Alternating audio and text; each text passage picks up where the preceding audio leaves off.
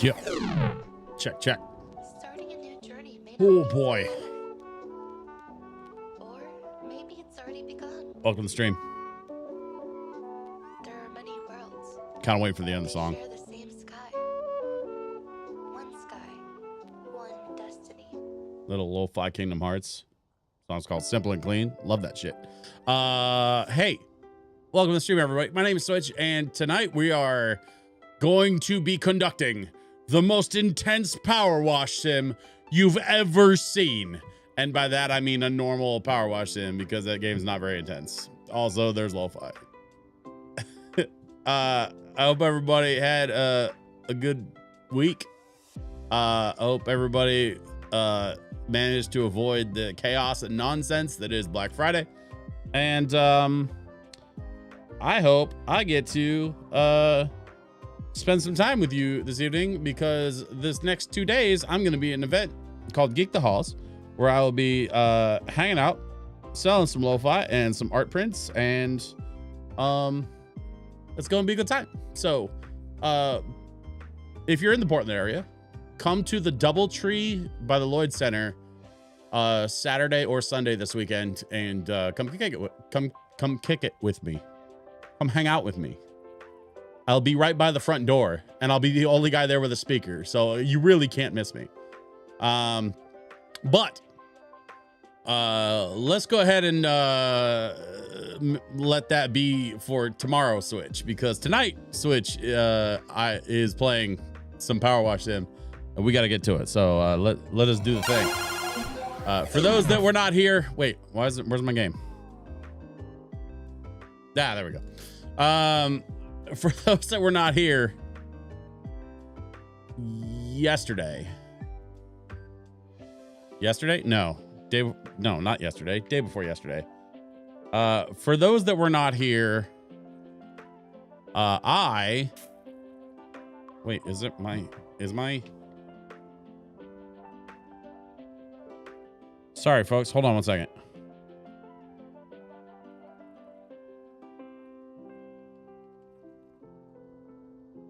Okay, I guess we have to restart the game because it's doing that stupid controller thing again. That's fine.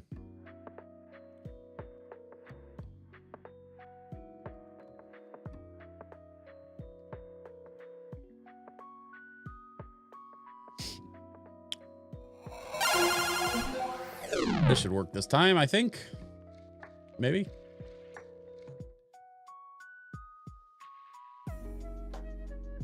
Yeah, there we go. Okay. What was I saying? Oh yeah. So last stream, there we go. So 2 days ago, last stream, we finished the roller disco, and we took a peek at our next level, which is the tractor level. And so we are going to start washing. We're going to go wash our tractor, and this is going to be interesting because I'm not entirely sure how gross this is gonna get. I tried to clean this front grill off, and I thought I got it, but the tractor appeared to have other ideas. Maybe, is there like a top? Did I miss a spot? No, I don't see any spots I missed on the grill. So maybe the grill is in its own piece. Maybe it's just part of the like overall hood design thing. Yeah, I'm not sure. But that's fine. We're just gonna clean it all, and we're just gonna worry about that stuff as it comes up later.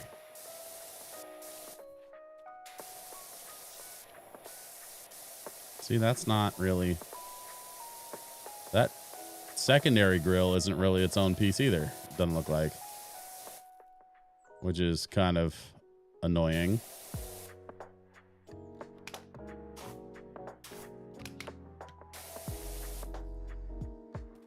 See, that's all. We got all that cleaned up. Yeah, I don't know. Well, let's try these headlamps. See if we can get those cleaned. Yeah, there we go. We got a point on the board. There aren't actually any points. This is not that kind of game. But whatever. Working on some engine bits. Cleaning engine bits. That is so accurate to owning any kind of motor vehicle. Did I clean that? I think I accidentally cleaned that front grille. I must have missed a spot on the back. Okay. Shoot.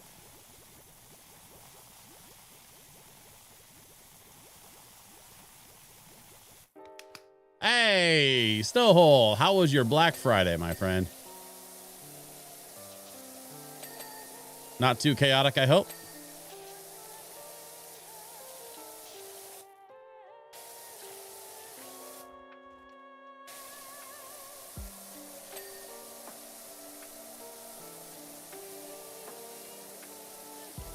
Still going, recovering the store right now.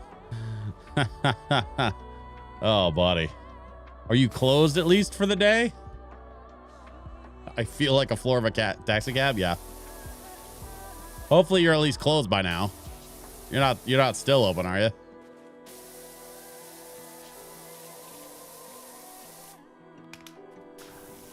I mean, the Black Friday stuff's got to be at least like died down.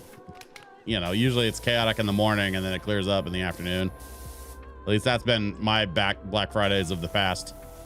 That's sort of like operated on that kind of cadence. Like it's just crazy in the morning and then it thins out as the day goes on. 9 p.m. Central Time is closed. I don't know what time it is over there. Is it after 9? Is this your 9 p.m.?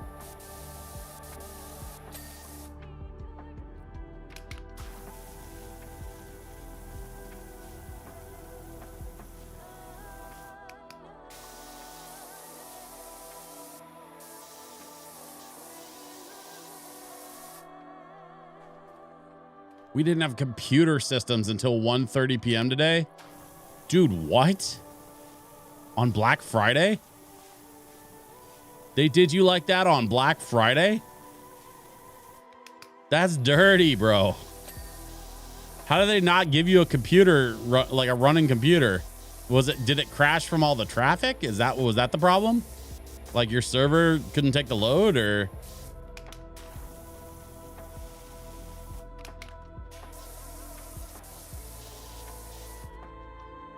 It's 9:12 right on the line time. Okay, yeah. Yeah, that's what I was thinking, was y'all were 2 hours ahead of us, but I wasn't sure.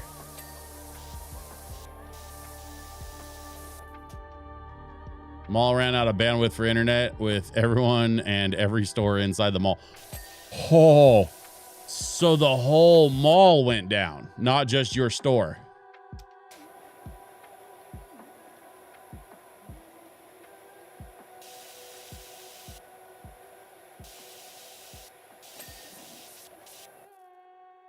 That's so messed up. That's like levels of messed up, dude.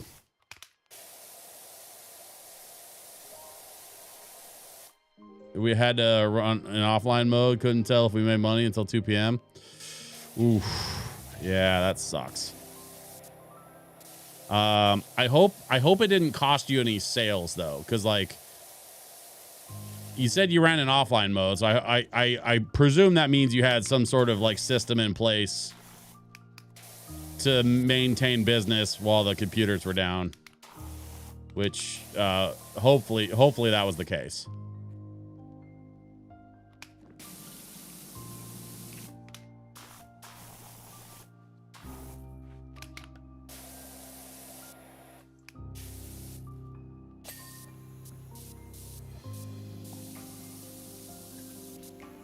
More Kingdom Hearts. Okay.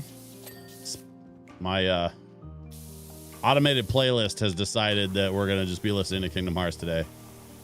I'm not even mad at it. It is on shuffle, so we should be getting other stuff besides just Kingdom Hearts, but no, that's not true. We got a little Mario slipped in there. We basically could scan the item, then look it up on the website on our phones to determine the Black Friday price. Oh, that's so obnoxious. Dude, I'm so sorry.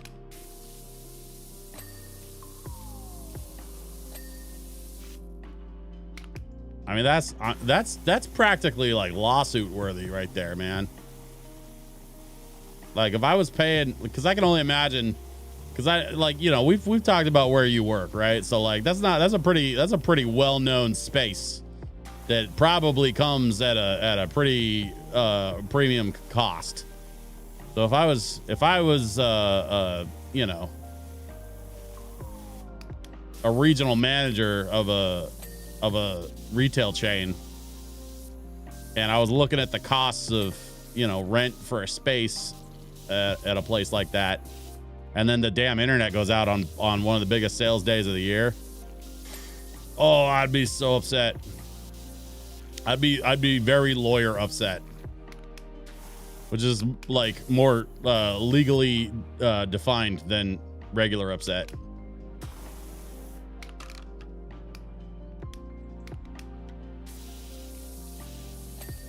There we go. Get the fender. We get along the bottom here. We get the things and the stuff. There we go. We're cleaning that. We're cleaning this. We're cleaning those things. Hey, you know, little registration number up on there. That's cool.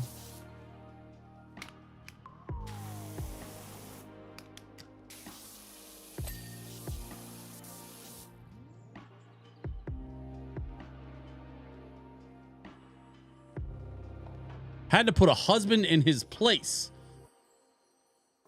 Okay. I feel like there's a story there. Is that a story you're willing to share? Please say yes. That's the kind of story I'd like to hear.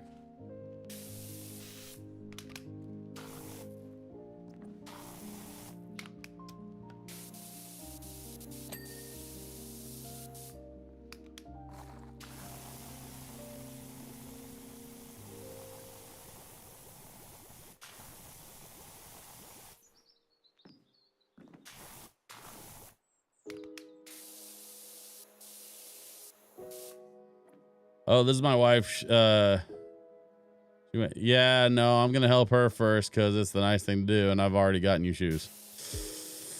Oh, that's so cringy.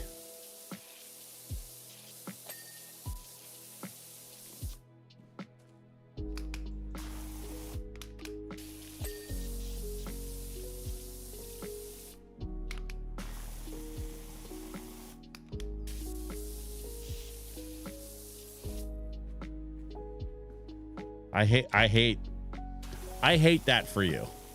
I hate that you had to deal with that. Like, bro, like today is not the time. This is not the place to have to like sit here and educate you on basic human decency and consideration for somebody who's supposed to be your friggin' partner, bro. Like I never understood that. Why would a guy marry somebody and then be like, she can wait, she's fine? It's like, nah, man. I don't know. I'm grateful anybody wanted to put up with my shit at all, frankly. And the fact that I married somebody that's fucking cool is just like a bonus.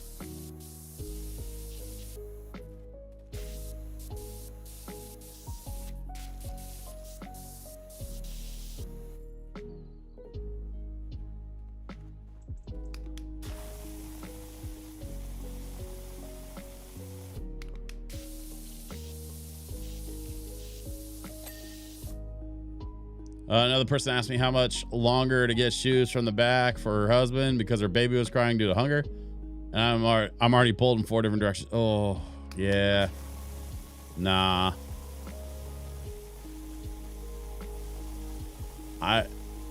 Yeah. Yeah. I don't know, man. Bringing a baby to a mall on Black Friday, just like I know you trying to save a few bucks, but like Black Friday deals aren't even like that good anymore, man. Like they're all right, but they like Black Friday deals aren't like it was in the 90s, you know? Too many people getting trampled for plasma TVs and shit. They kind of cut that down a lot.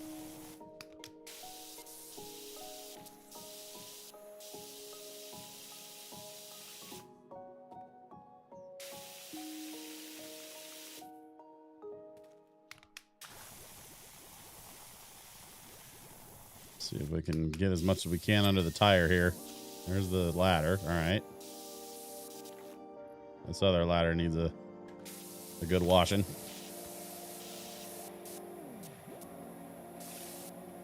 See if we can get as much as we can on this other.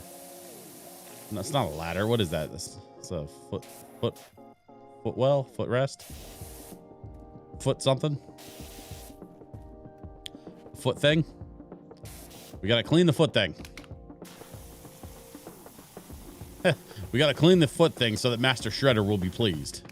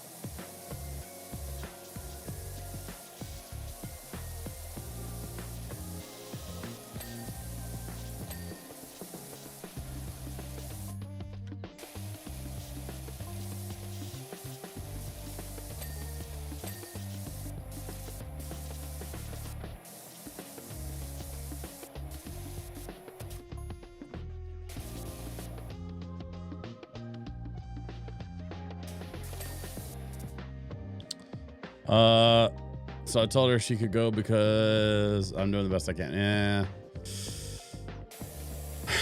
Yeah. Unfortunately, Black Friday in a physical retail capacity is just, you know, it's almost more about like crisis management and like, you know, managing expectations of people versus like the actual like act of sales. Oh, wait, shit, I'm doing this wrong. Hang on.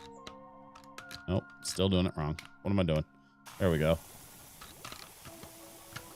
Okay.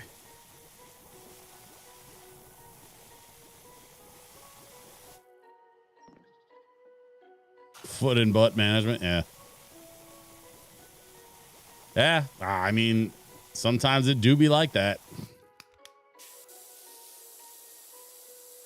It sounds like you made it through okay. You're here, aren't you? Hanging with my dumb ass, listening to some lo-fi and watching me power wash a tractor. So, you know.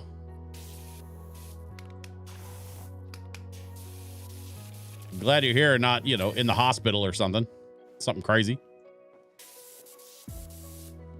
All right, let's see. It's probably the underside of the roof, like the lip around the edge that needs to get cleaned.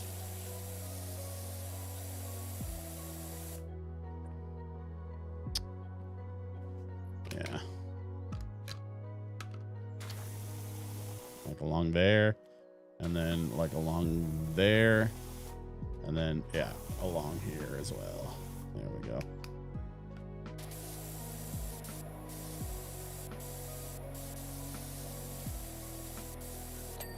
Yep, there it is. All right. Let's see if we can get this. No, that's... Man, this whole thing is just so grimy. How do I get up there?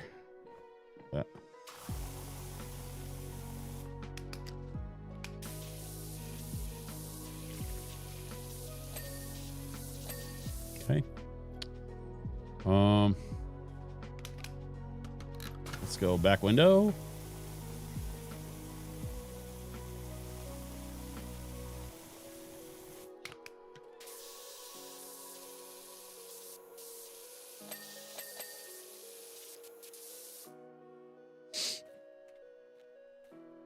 Oh my gosh. I'm looking forward to this weekend. I think it's going to be a good time. We got a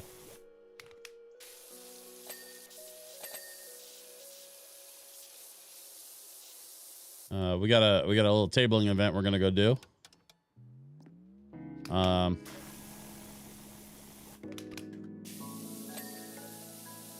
Gonna sell some records and some art prints and hang out with folks.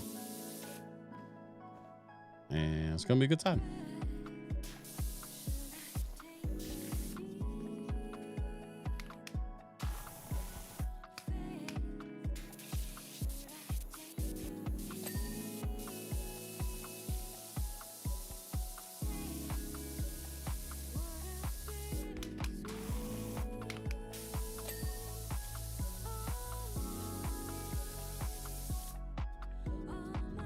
How was Big Bird Day? It's all right. Went over to the in-laws for a bit. Had a nice dinner that my mother-in-law made. She certainly knows her way around the kitchen, man. I got to tell you, I've never had a complaint with the cooking. Not once ever that I can remember. This was certainly no different. She, you know. So we got a little bit spoiled. With some lovely Thanksgiving Day, you know, traditional fare, as it were. Some stuffing and some turkey and some mashed potatoes and all that. Little pumpkin pie was a nice touch at the end there. You know, just kind of doing the thing, and then you know, hung out, watched a little football with the rest of the fam for a while. Nobody got into politics, which was nice. It got close. Like we were kind of teetering on the edge of political stuff. But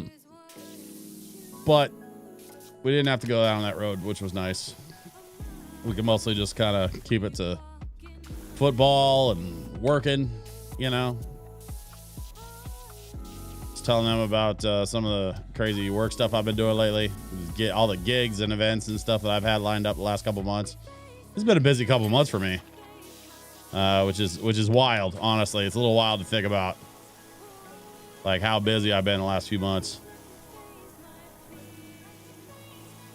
But you know, all good things, all very good things.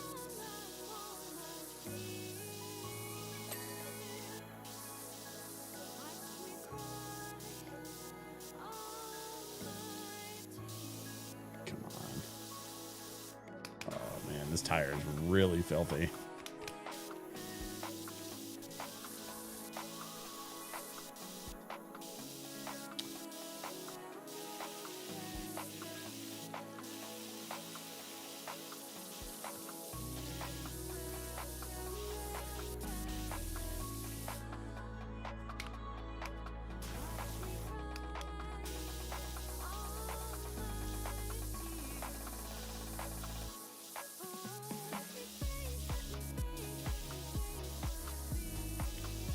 I'll get back in there. I guess I got it, kind of. Oh, there we go. Okay, and then we get the tire.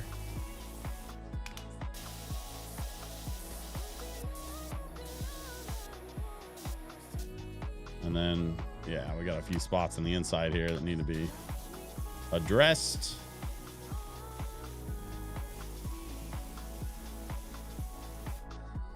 But yeah, I mean, pretty chill. Oh, actually, there was actually one kind of unusual highlight. So our nephew has been living with us for a few years now, and he started seeing his partner. I want to say like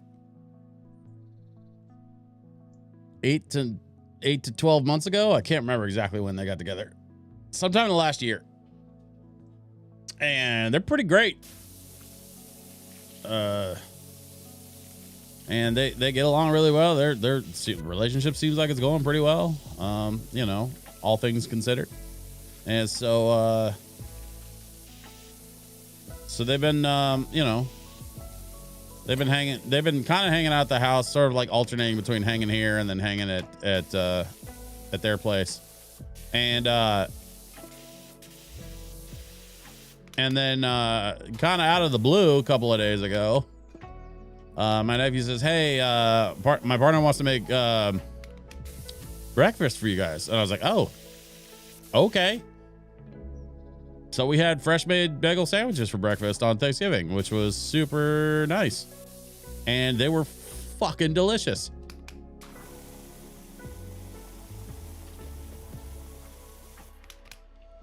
Again, I felt totally and completely spoiled from a food perspective. Well, okay, we got the tire. Looks like the inside wheel well's okay. That one. Hold up. There we go. All right, so we gotta get this rear. Yeah.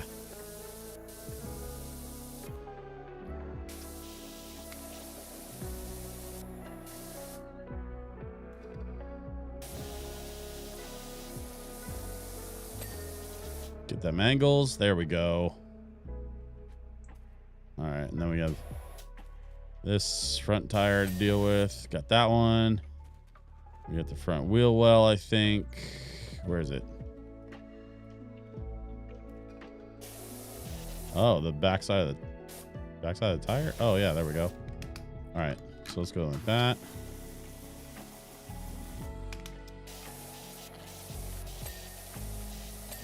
Okay, got those. What am I missing?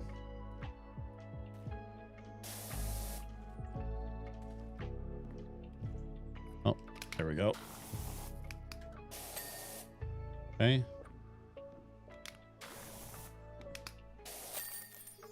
Oh, that was it. Well, we have a tractor. It looks a lot cleaner.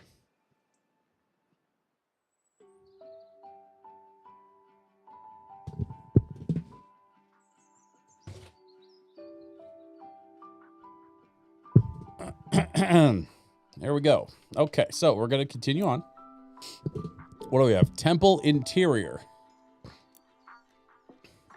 I'm sorry, what?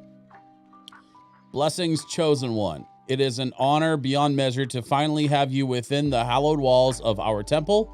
We can't wait to watch you work. What is this? What? Oh, God.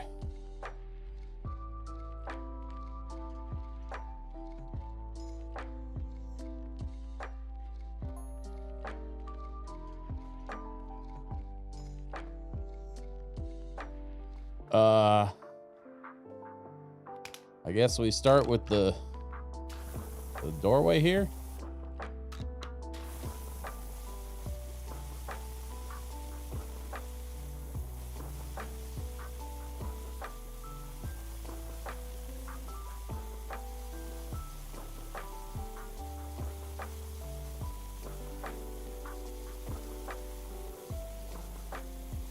Okay, sure.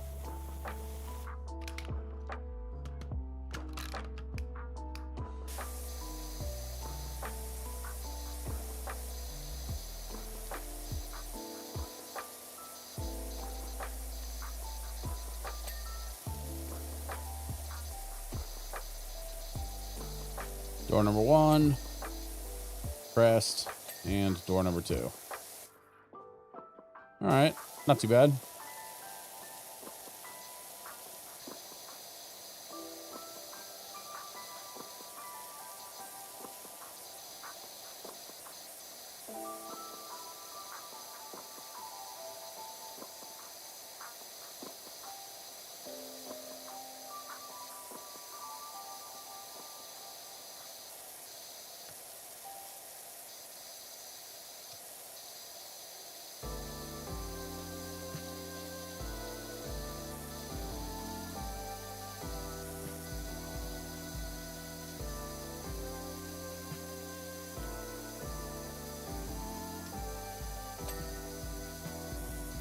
we go. There's the sort of door jam.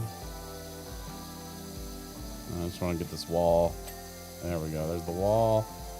And then we have this trim.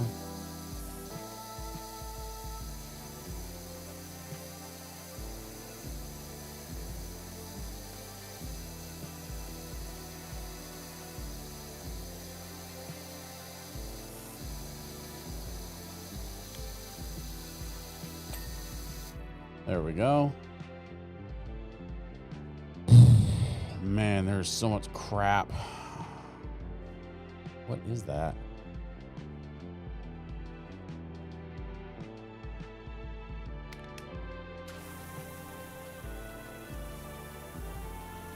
I mean, the last game pretty firmly established that there's aliens, there's ancient technology, there's weird temple structures that were built based on cults that worshipped said aliens and ancient technology and stuff.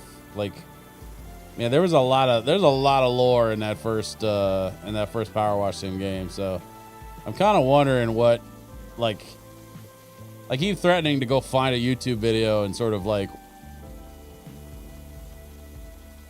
watch a breakdown of the new lore for Power Wash Sim 2. But I haven't. The reason I haven't done it yet is two things. One, I've been really busy actually. But two, I don't want to spoil the game necessarily. So like, it's one of those I kind of want to wait until I get through it all and then go back and watch the lore video about it. Because then once I watch the lore video about it, like I will have at least seen all the levels and stuff. Because, you know, like if you're just going through a power washer, you're not really paying attention to the story or whatever, then it's pretty hard to spoil things if you don't care. But for me, it's the levels. I don't want the levels to be spoiled. I haven't looked. I have been purposely not paying attention to like what levels are available in this game or like what the different things are that you can wash. So like this temple thing, I had no idea this was coming. I didn't look into it at all, and I am glad that I didn't because I could be pleasantly surprised. Let's get this section first, I think. There we go. Yeah. Oh, thank you. Nice. Oh, to share with everybody? If someone wants to know. So I got handed tea, and the tea I'm having this evening is Fireside Vanilla Spice from Celestial Seasonings. There you go. Fireside Vanilla Spice. Yeah, nice. It smells really good. Ooh, hot.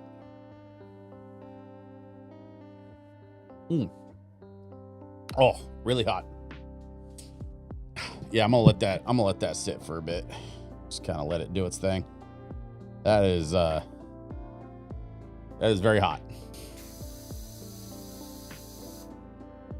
What was I doing? Oh yeah, we're trying to clean this little upper space. I think we pretty well got those sections. So why is it not? It's weird that it's not like registering.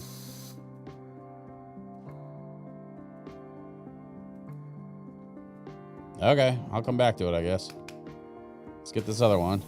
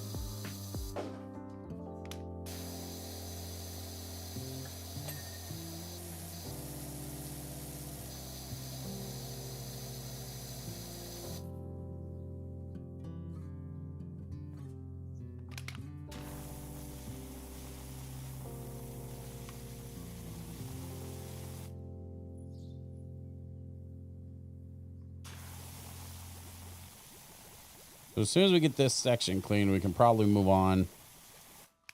I think I'll probably leave the floor till like the end. I want to get all the rest of it first. And then probably do the floor last. I mean, if I was doing this in real life, that's probably how I would do it. Because you're going to wash all the dirt down, right? Like gravity, it still exists. So if I was power washing stuff, I would start at the top of whatever the thing is that I'm trying to power wash, and then I'd wash down. The problem here is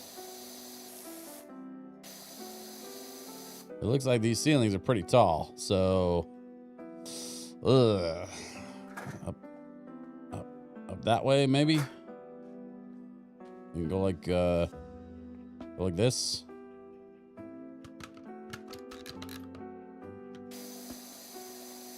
Oh yeah, we can get up there in the corners. Yeah, that's all right.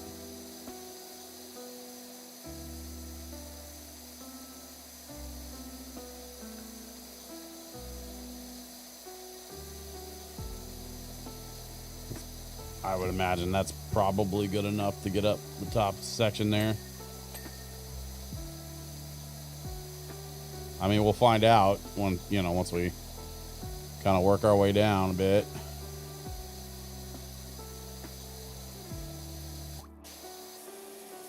See if we can get this window. Oh, there's a window sill. That was easy. The window. Okay. Yep. No problem.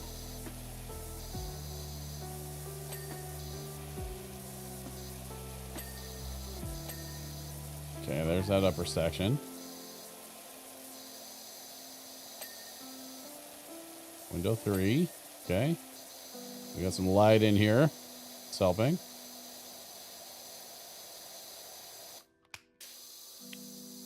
Let's get this column washed down.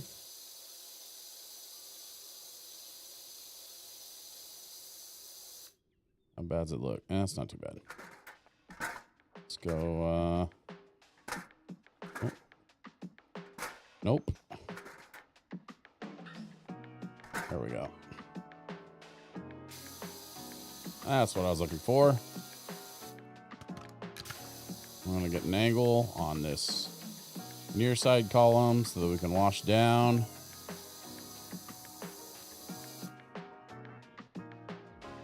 Oh. What did we miss here? Oh, that's not good. I mean, I missed some stuff up there too. Oh yeah, looks like. Let's go extendo.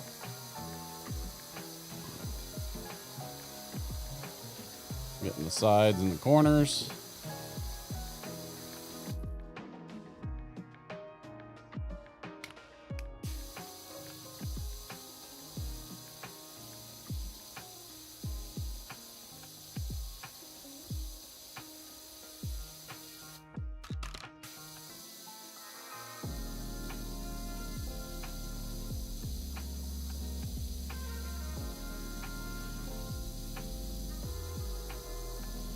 Okay.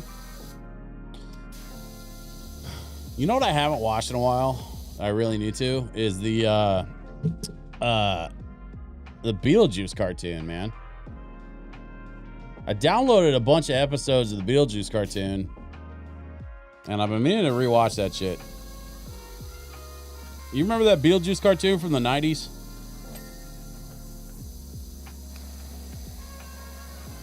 I have like a really specific memory of like I was supposed to go play soccer, but it was wet and rainy, so soccer got canceled.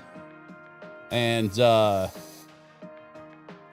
instead of playing soccer, I was at home watching Beetlejuice, and then after Beetlejuice, I turned on my Sega and played some Sonic the Hedgehog. Like really specific memories.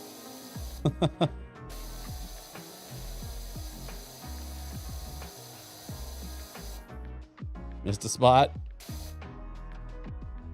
Man, shut up.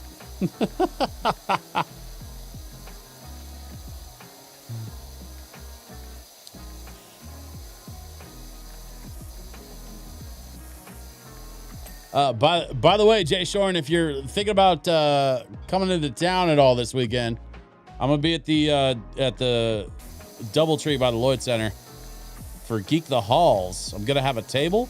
I'm gonna be slinging some lo-fi, and we're just gonna be hanging out. Me and Lost Crichton, who did all of the lo-fi artwork for my lo-fi parties. So we're gonna have prints available. We're gonna have records available. And I'd love to see you if you can make it out. If you can't, that's okay too. It's going to be super chill, super fun time with a lot of nerds. Also, tons of like super nerdy craft vendors that make fun, nerdy shit for people that want a little bit more of a personal touch for the holidays. And also, like, you know, people are trying not to buy from big box stores and shit right now. And the best way to do that is to go to a local craft fair and buy local. I'm just saying, like, completely guilt-free shopping at Geek the Halls this weekend.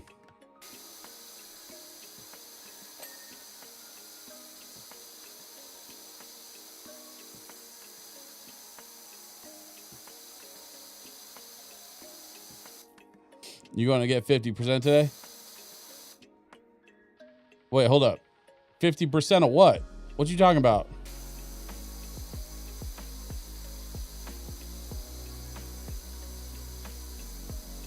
What you talking about 50%, Jay Shorn? What are you on about there? 50% of what? Tomorrow's family turkey and Sunday daughter is selling trees out in Gresham. Oh, well, shit. So y'all just be busy, huh? You going to get 50% today? What are you talking? I'm still confused. What do you mean 50%? What are we getting 50% of? Please explain.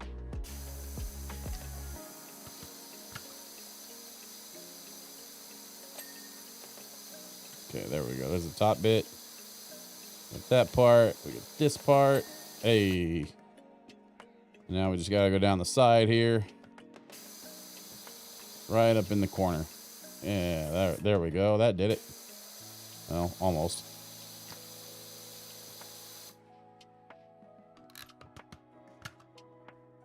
You will see, get it clean to 50%. Oh, you're talking about in the game.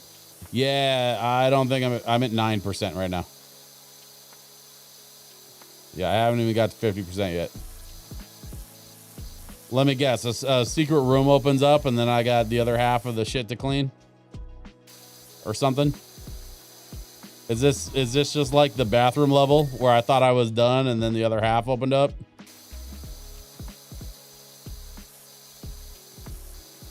Because honestly, I'm here for it. Anytime they want to do sneaky bullshit like that with this game, I'm super down. It just means more stuff to power wash. This game is so freaking satisfying. Like I don't even mind when it like sneaks up on me like that. Oh, psych, you got more stuff to wash. I'm like, oh no, darn. What a bummer. I get to play more of the video game that I liked.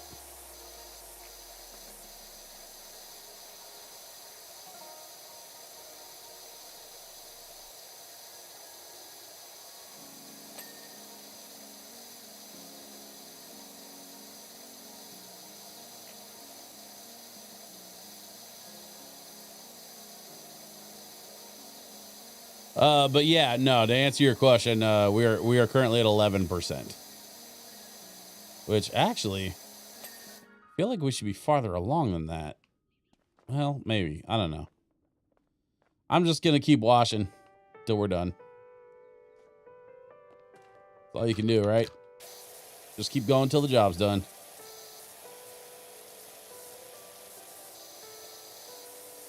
Snowhole, you know what I'm talking about.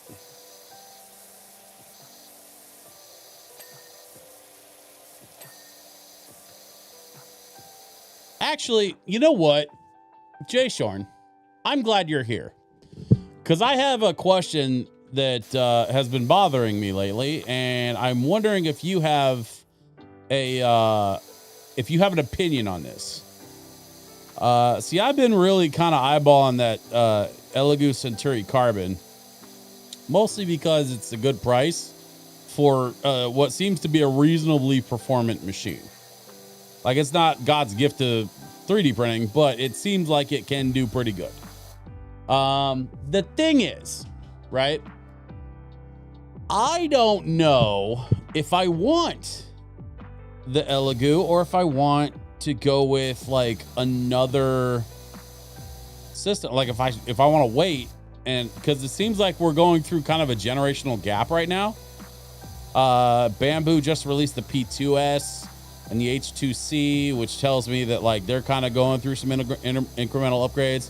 I'm not necessarily looking to pick up a Bamboo because they kind of come with their own little quirks and headaches. Also, I'm not a big fan of them closing off their fucking hardware and shit. Like that was pretty shady. So like, but I am at least aware enough to understand that like this damn thing, this Elegoo Centauri Carbon is is budget priced for a reason, right? Nope. If you're interested in the Centauri Carbon, then do it. 280 is worth it. Yeah. I mean, have you messed around with one at all? Have you seen one? Do you know much about them? I keep hearing good things from YouTubers, right? But like, you very rarely hear the bad things from the YouTubers. YouTubers have this thing, kind of like the problem I have, where it's like, if it's bad, I just don't want to waste my time with it. So then I don't really make content about it, or I don't really cover it or think about it. I just kind of move on to the not bad shit, which in the YouTube space means a lot of videos get made about stuff they like and not a lot of videos get made about stuff they don't like. So like, I don't think it's like intentional that they're being untrustworthy or anything like that. I think it's more just a matter of like, even with the best of intentions, you can only trust a YouTube video so much, because at the end of the day, it's still just one person's opinion, albeit probably an experienced opinion. It's an opinion nonetheless. So I do what any good journalist would do and gather multiple opinions.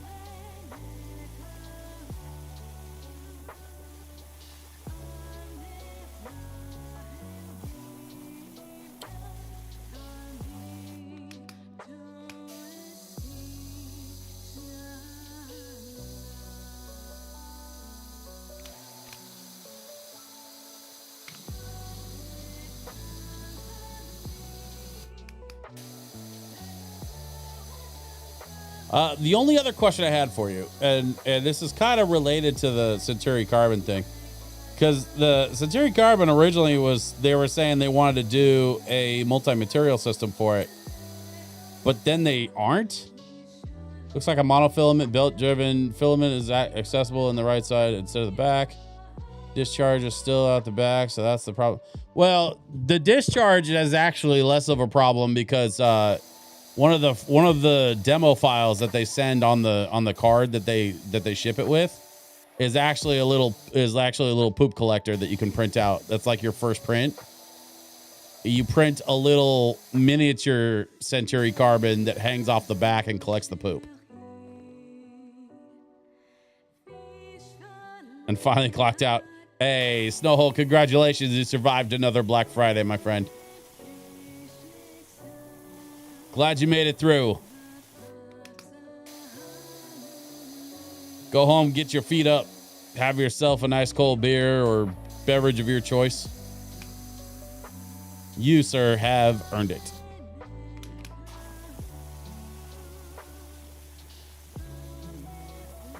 But yeah, so they, one of literally the first thing you print on a Centauri Carbon is a little mini Centauri Carbon that catches the poop.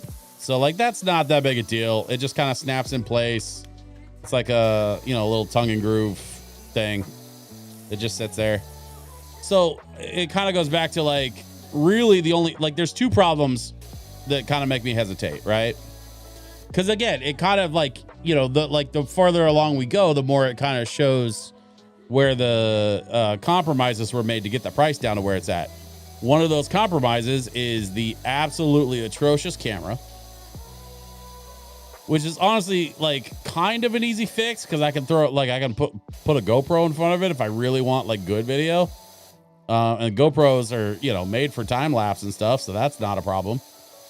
Or alternately, I can, you know, upgrade it with a better webcam or something, but like the camera is thing number one. Thing number two, and this is actually like a legitimate problem that I don't think can be solved, is that it doesn't do multi-material. So you can't do multiple colors. You can't do, you know, you can't do different rolls of shit.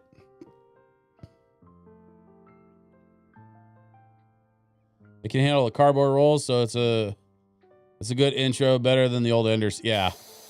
Well, yeah, we had an Ender, no, not an Ender 3. We had a it was basically a copy of an Ender 3. It was a Neptune, the Elegoo Neptune 3. Which was almost the exact same machine as an Ender 3, and it was okay.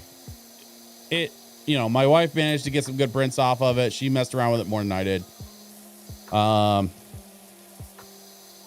But like we definitely wanted to move to a Core XY machine for our next setup, because we want to be able to print more reliably and faster, and possibly be able to generate some prints that we could, you know, sort of sell on the side. I know a lot of people are getting into 3D printing as a side business or like a monetizing hobby, you know, the sort of prosumer, if you will.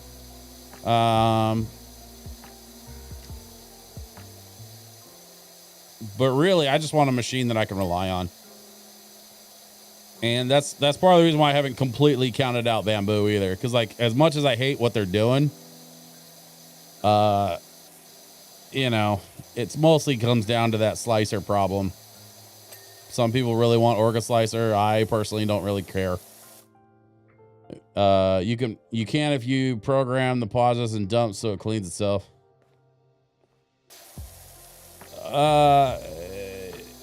Yeah, there was, well, yes, but I'm talking more along the lines of like there's no, like they're not, they were originally planning to release like a full on like multi-systems setup. So like Bamboo has their AMS, Creality has their MMS, I think is what they call it. My Bamboo got 2,500 hours before I sold it off to have money, so it paid for itself. I mean, okay. Actually, that's fair. Which Bamboo did you have, and did you like it?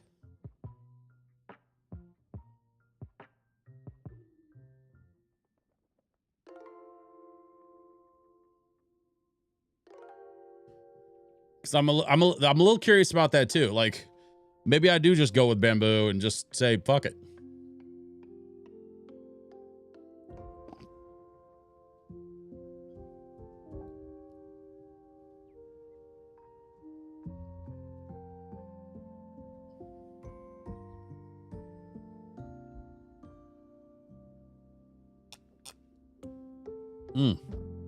Holy shit.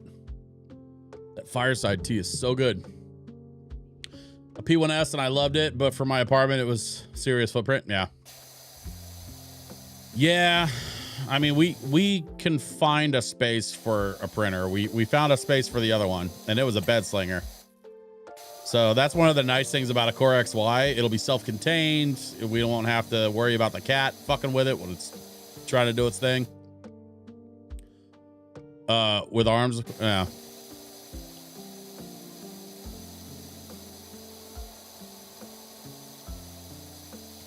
So you had a P1S and you loved it.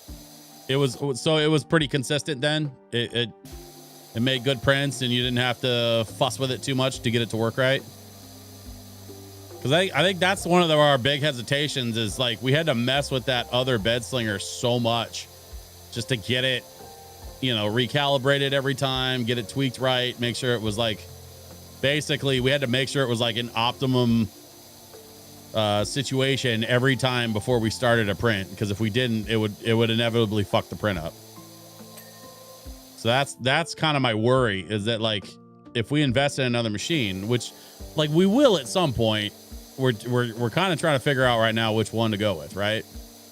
And if and when we invest in another printing machine, like I really need something that's going to be reliable and consistent, that we're not going to have to spend a ton of time tinkering with or taking apart or whatever. I feel like we kind of went through that with our first printer and then before we sold it. And we just haven't bought the next one yet.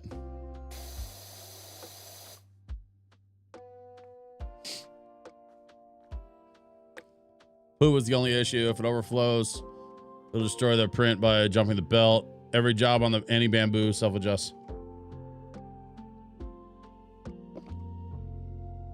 Yeah, I know bamboo has that. Well, at least I don't know. I don't remember if the P1S had it, but I know at least the X1 Carbon has like a LiDAR system, which is pretty sick. Because the LiDAR basically like reads the bed in real time to make sure that every single layer is like dead on even, which is like, honestly, like that's some of the fucking sickest technology I've seen in a printer, where it can go like literally layer by layer to make sure everything's going down evenly and that your flow rate is like perfectly consistent every time. Solution, let it fall off the desk floor.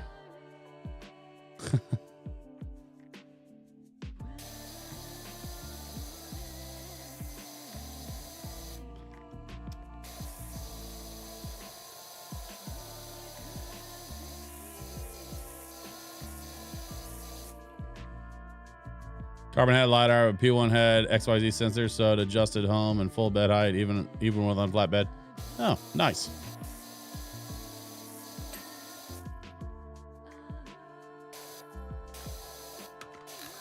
There we go. Yeah, there we go. Okay. We're getting up in there.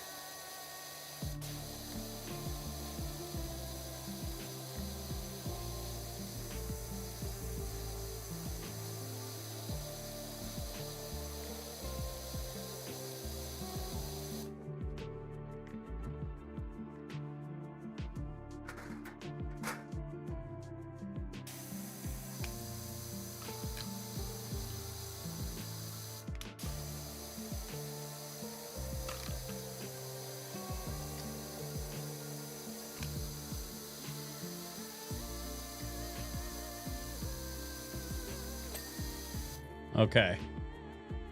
Coming up on 20%, almost.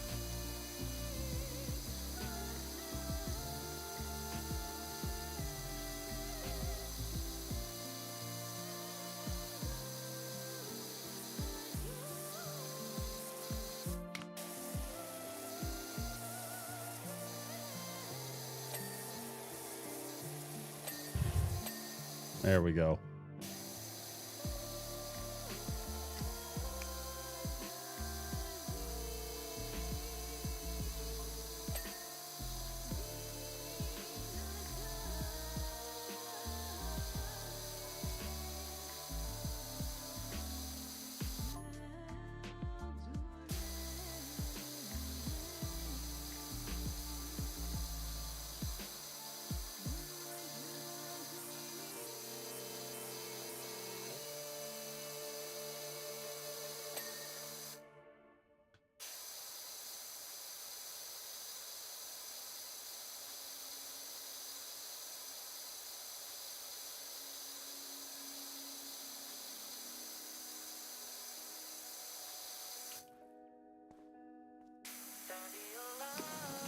Oh, there we go. Got to get the right extension on the old power washer.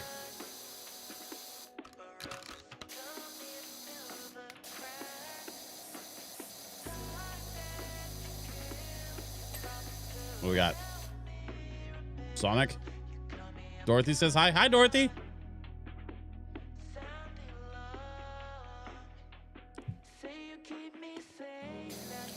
I hope you enjoyed the cookies the other night. Kind of making me wish I had some more cookies, actually. We ate all those pumpkin chocolate chip ones that my wife made. I've been trying to get her, let me get some cookies, like, from the local convenience stores and stuff. And she keeps shooting me down. Probably for the best, because honestly, I don't need to be dropping a bunch of money on that shit anyway, but...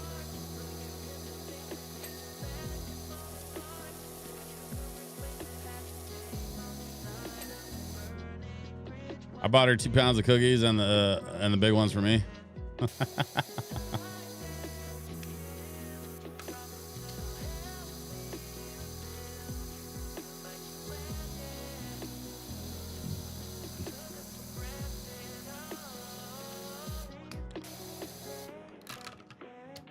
Now I want cookies. Snowhole, you should go get some cookies. You've earned your cookies for the day. No, fuck that. You've earned your cookies for the week, sir.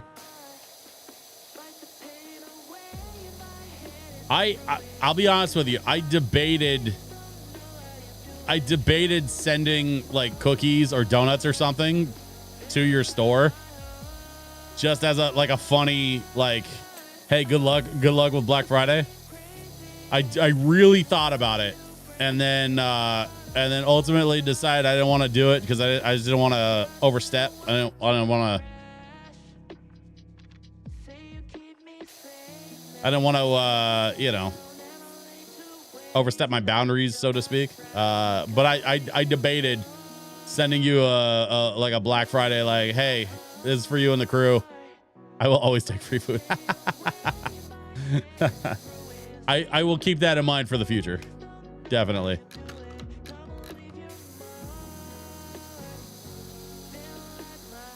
I think part of it today was like, kind of like what you were selling in your story earlier. Like, it seemed like you just had a lot on your plate, and I didn't want to, like, even with the best of intentions, I didn't want to be a distraction, I guess.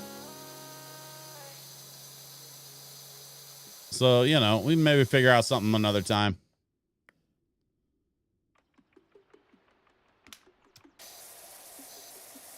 Just because I think it'd be funny. It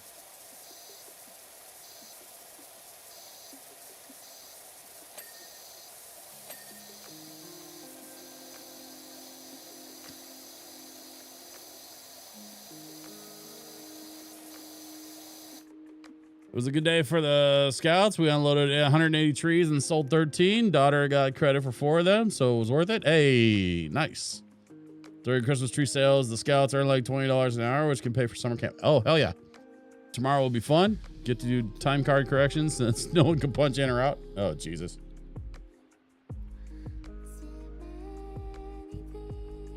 Let me guess. Your time card system is also internet-based. And with the internet going down, you couldn't use that either, right?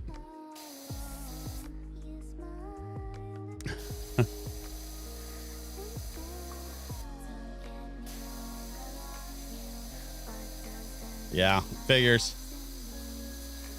Jay Shorn, I think you missed it, but Snowhole was working retail today and for Black Friday, and the whole mall lost internet. So nobody could ring up anything, and apparently nobody could punch their clocks in and out. On today of all days, man. Like, fuck, that sucks. Like, Jesus, that sucks.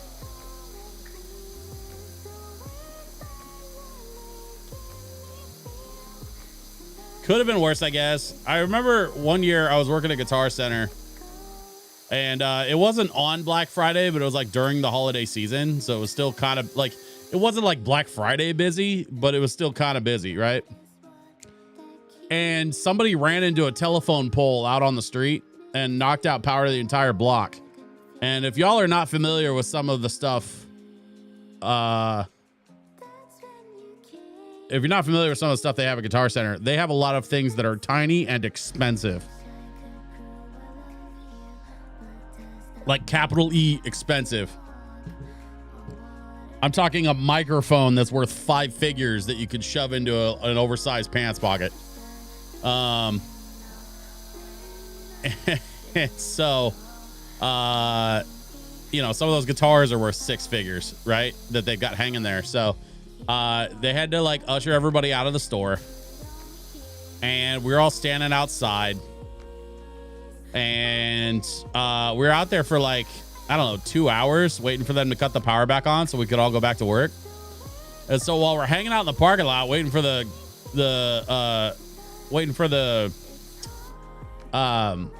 lights to come back on, the fucking Red Bull truck goes rolling by and sees a bunch of people outside a Guitar Center.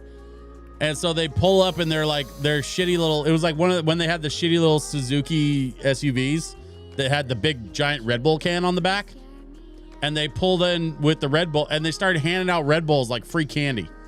Just tossing Red Bulls at people. I think I took 3 and I hung on to one of them and I drank the other 2. Here's a pro tip. Don't drink 2 Red Bulls back to back. You will die. I died. I'm pretty sure I was clinically dead for 3 minutes after drinking 2 Red Bulls back to back. Okay, maybe not really, but it was, I mean, might as well have been. Like, I was so fucking wired after slamming 2 Red Bulls back to back like that. And mind you, this is in my early 20s. Yeah, early 20s. Yeah, I think I was 19 or 20 years old at that point. And so, like, I was pretty young still. I definitely didn't know what I was doing. Thank God I was young enough to be able to, like, take the extra strain on my heart. Because if I did that, I'm 40. I'm 41 now. If I tried to pull that shit now, I don't know if I'd be able to make it out the other side. I would have taken as many as they would give me. I go through 4 cans in a sitting. Yeah. See, so I took 3. I drank 2. I took the 3rd one home, and I sat on that 3rd one for like a couple of. Oh God. Apparently, we need to stop. Everybody, meet Lydia Dietz. She is our 12-week-old puppy. And yeah, hi. Okay, yes, hi. Thank you. This is Lydia. She is part husky, part sheepadoodle, and she is 100% wiggle monster.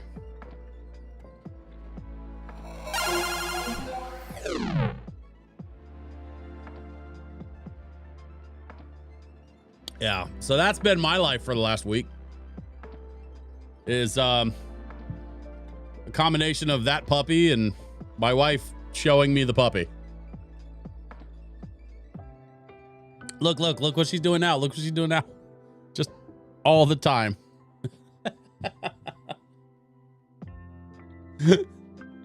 Oh man. God, she's so adorable.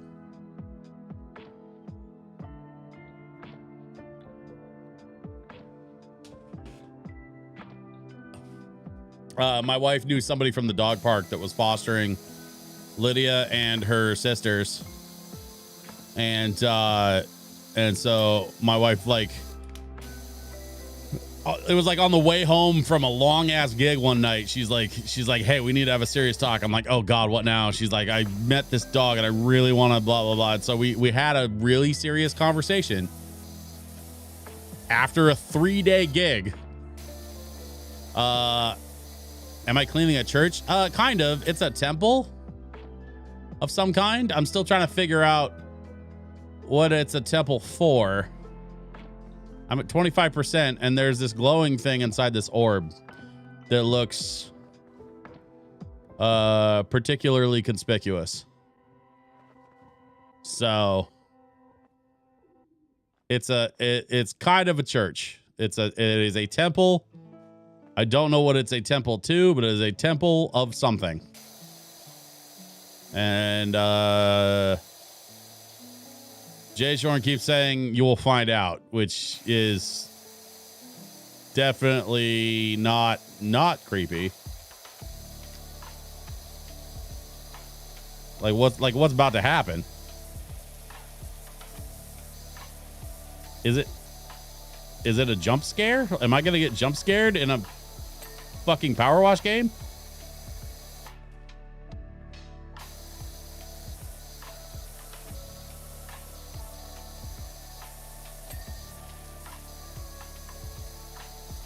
Jump scares are not lo-fi.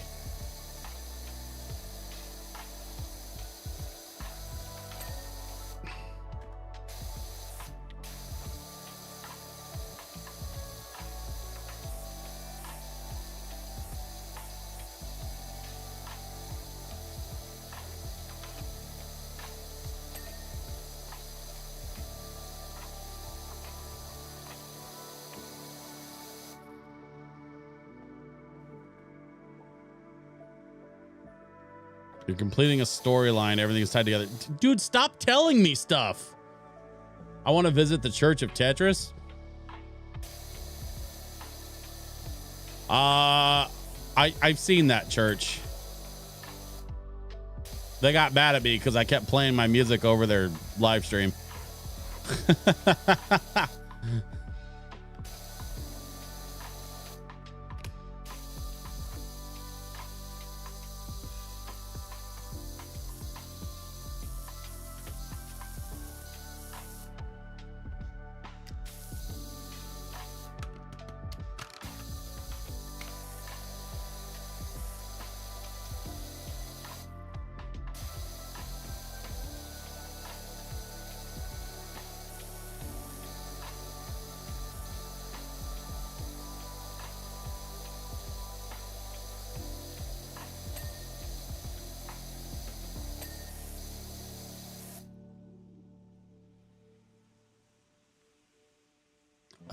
Oh, St. Basil's Cathedral in Russia. Oh, you mean the one from the cover of the original Tetris game? Got it. That building looks sick as hell. Some of that old Russian architecture is wild, man. Like they got some cool ass buildings over there sometimes. I don't know that I knew that was a church. I don't think I ever looked into that building, but I know exactly which building you're talking about. It's got the big round. It's got the big, like, kind of funny, like, almost like inverted tear-shaped spires on the, like, up on the towers and shit.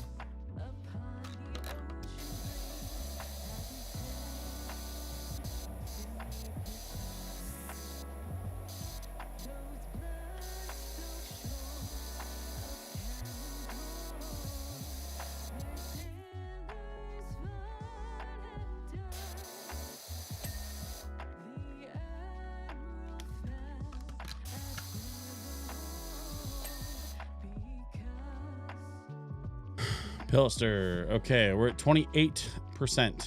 Let's see, where are we at? I need to start working on that ceiling at some point.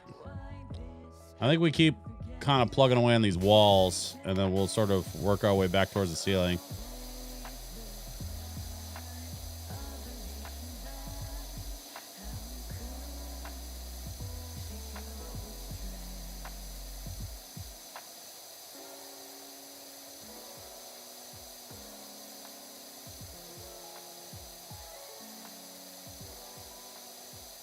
Oh, there we go.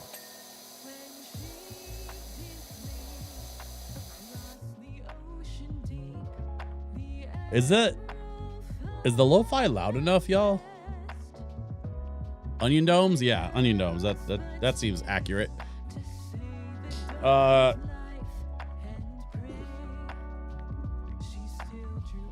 Yeah, there we go. That was a little better. Turn the vibes up.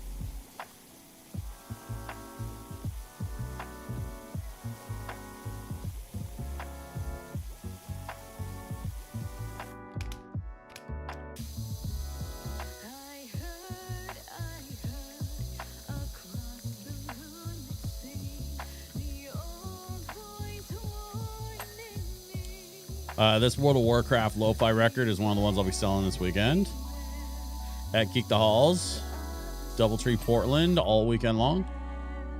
I just looked up my, right before the stream started, I looked up my load-in time. I got to be down there at like 8 a.m. tomorrow because the doors open at 10, which means I can't really stream too late tonight. I'm going to go at least till 9 something.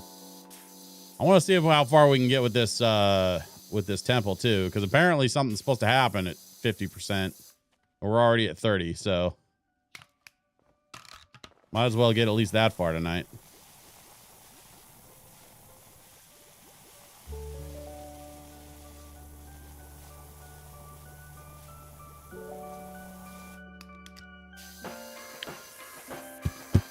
Boom, boom, boom, boom, boom, boom, boom, boom, boom. Do, do, do, do, do, do, do, do, do.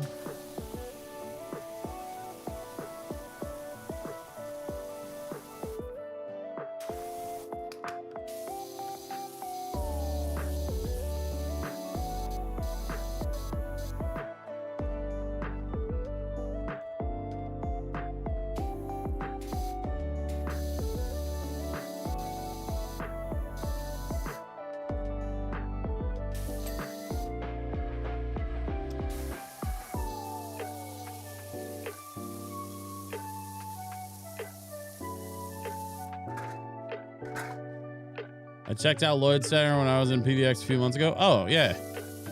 Yeah, the Lloyd Center specifically is kind of an interesting story right now because it was kind of like almost a completely abandoned mall. Like it was getting real close to being completely abandoned. And then a bunch of other like local businesses started moving in. Like, I don't know if the Lloyd Center itself is under new management or like what happened there. But now, like, I know of like a lightsaber place that's there. I know of like an Instagram studio that's there where that you could go and like take pictures and like a bunch of different backdrops and shit. One of those places. I know about actually, there's a whole ass recording studio. They just need to make it a stadium and get it over with. I don't think they're gonna do that though, unfortunately. They've been petitioning for a stadium for a minute, and the last I heard, they were trying to get a baseball stadium built out in Beaverton.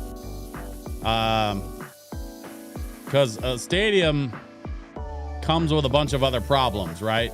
It comes with power problems, it comes with plumbing problems, it comes with parking problems, and traffic problems. Yeah, I saw the lightsaber place next to the ice rink. Yeah. I skated that ice rink, God, 30 years ago.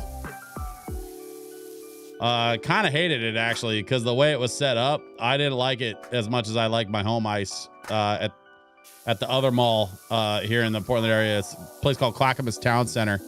I say the other mall. There's actually a third mall that's out on the west side of Portland, but they don't have an ice rink, so that they don't really count, at least as far as this conversation. I was there because Barnes & Noble had a sale on books. Oh, yeah, nice. I didn't know they still had a Barnes & Noble over there. That's cool. No, I take that back. Technically, there's a fourth mall. I keep forgetting about the one downtown. Downtown Portland also has a mall called Pioneer Place. But also they don't have a skating rink either. So again, not really relevant to the conversation. The two malls that had skating rinks growing up were Clackamas Town Center, where I played hockey as a kid. And then the Lloyd Center, which didn't really have a hockey program because the way that their rink is shaped and the way that their rink is like set up, it's not really for like sports. Like it's more of just a casual skating rink. And then they would occasionally host like like figure skating stuff. Because figure skaters don't really have the same kind of like safety requirements as hockey players. It's one of those where like, because figure skaters aren't out there like bashing each other into the walls. And so you don't have to be concerned about the shape of the walls for like safety reasons. So figure skaters can use that ice to do their stuff, whereas the ice rink at Clackamas Town Center was the only one that was really set up for hockey, which is cool because there's other ice rinks in the area. There's one out in Beaverton, there's one up here in Vancouver, and so we would play other teams from other rinks, but the malls, as far as the malls, it was just the two. It was Lloyd Center and Clackamas Town Center, and then sometime in the 2000s, like the mid 2000s, they ripped up the ice rink at Clackamas Town Center and converted it into more retail space and expanded the food court over the top of what used to be the ice rink. So now it's just a big food court space, and then you go down the escalator and it's like more retail spaces where the ice rink used to be, which kind of sucks, but whatever. They decided to rip out that ice rink, 20 years ago, and it's gone now.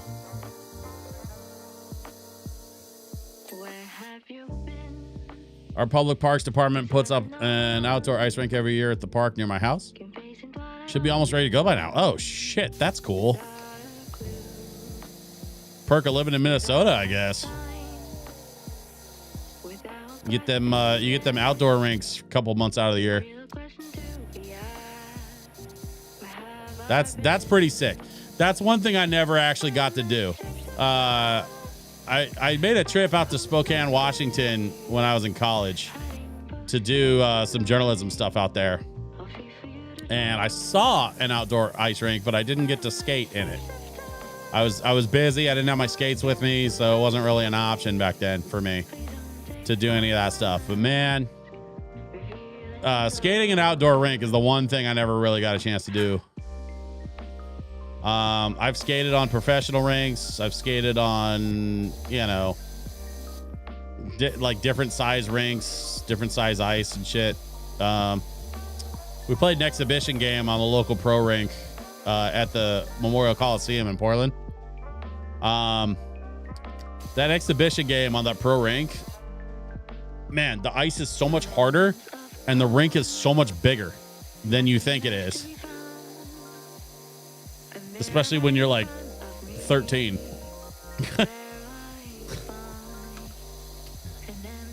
I was not prepared for how big that ice was.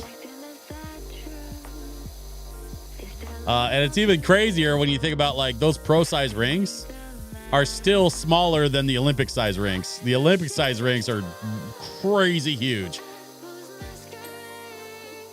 I remember the first time they introduced ice hockey to the Olympics back in the day, and the Olympic size rinks that they introduced were so much bigger than the NHL rinks that it was actually causing problems. Like players weren't used to passing that far or having to skate that far to go end to end. And so it was actually causing issues with the players where they would have to change lines faster and they'd have to like kind of adjust their approach to the game because they just weren't used to playing on ice that big. Friggin' Olympics, man. I'm telling you.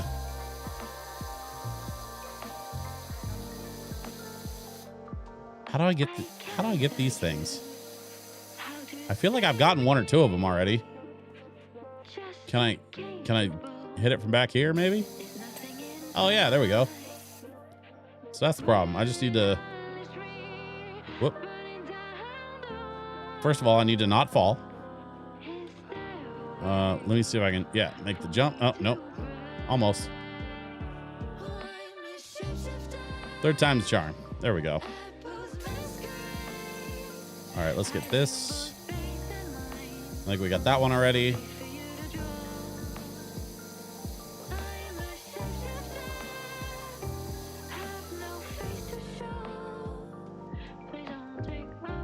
Ladder against the wall. Yeah. It's interesting that they only give me a ladder in here. I don't have my scissor lift. I don't have the window swing. Like, none of that stuff.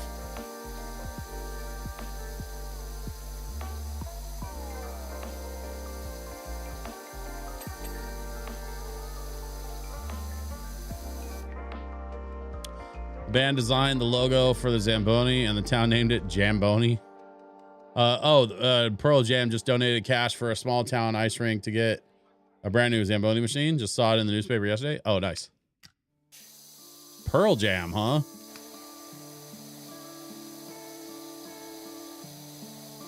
That's cool that they're still doing stuff.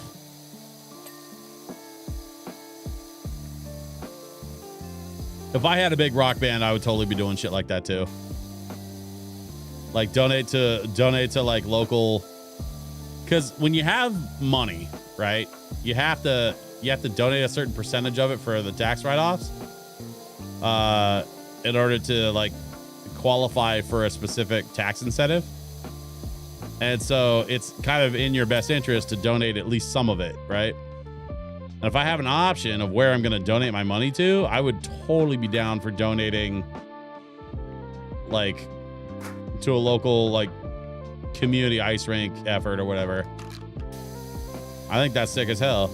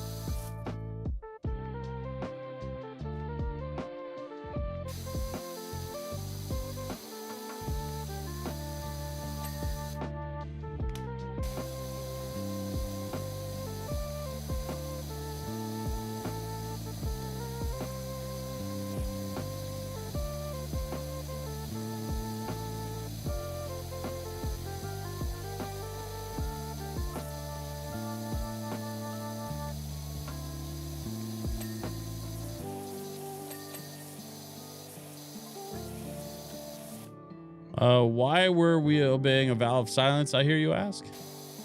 I didn't ask. Well, you're about to discover that for yourself. I'm so excited I could pop. What?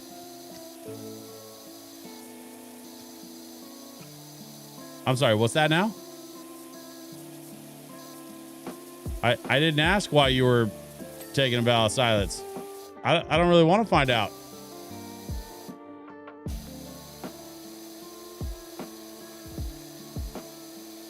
I don't want to find out shit. I just want to clean the thing. Why can't I just power wash in peace?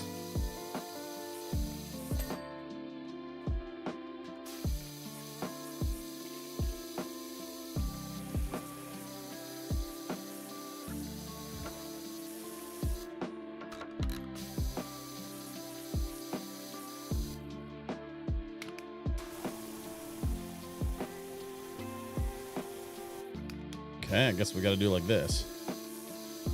There we go.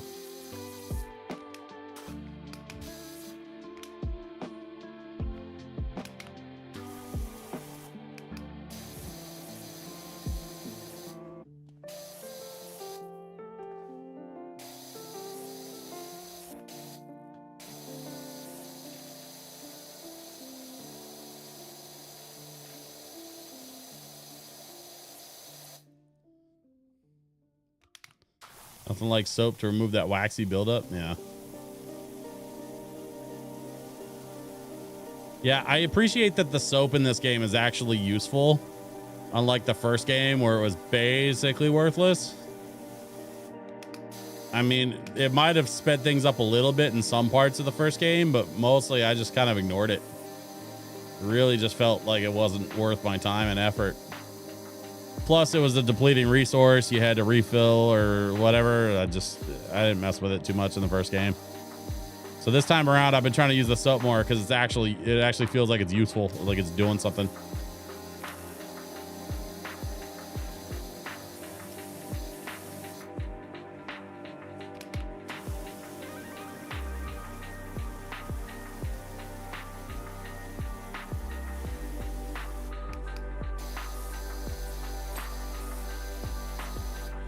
Okay, bowl is clean.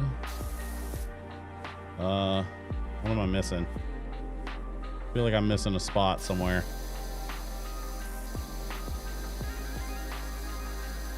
Definitely some stuff up in here. Maybe like along here. Yep, underside. There we go. Okay.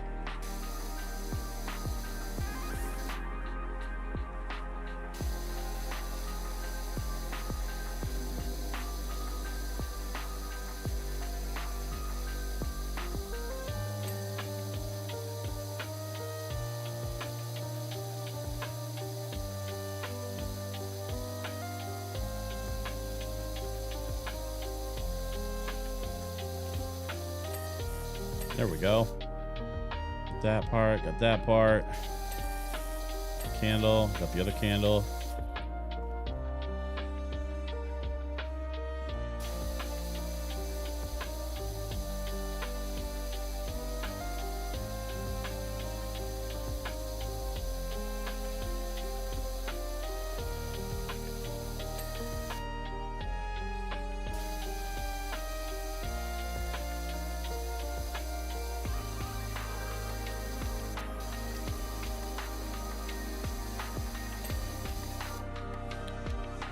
Okay.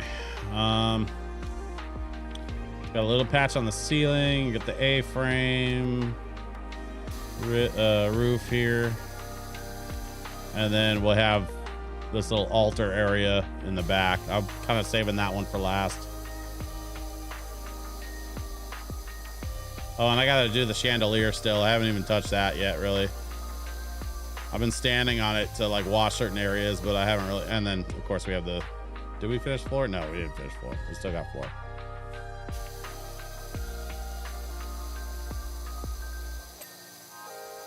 That section.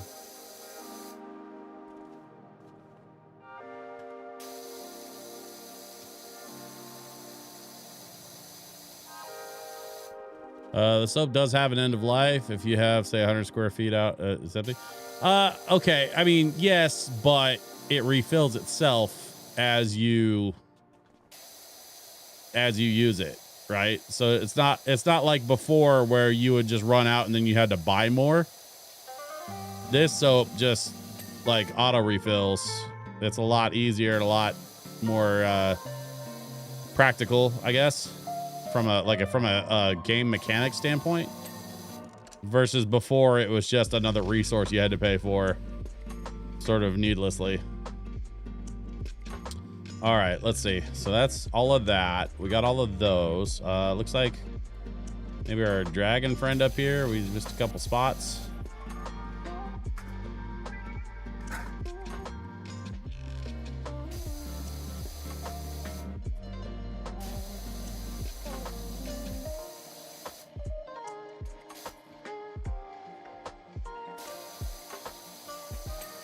There we go. Okay, so we got that one. I think we're good there. I think we're good there.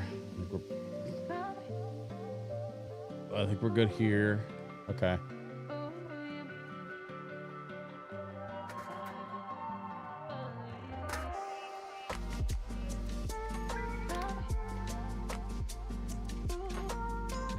Okay. Let me see here.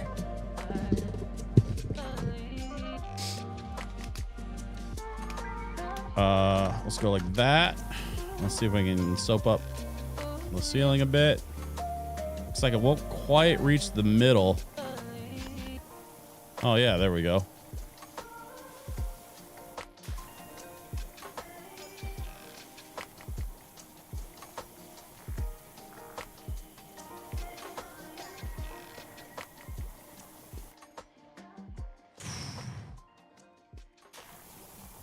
Hey, there we go.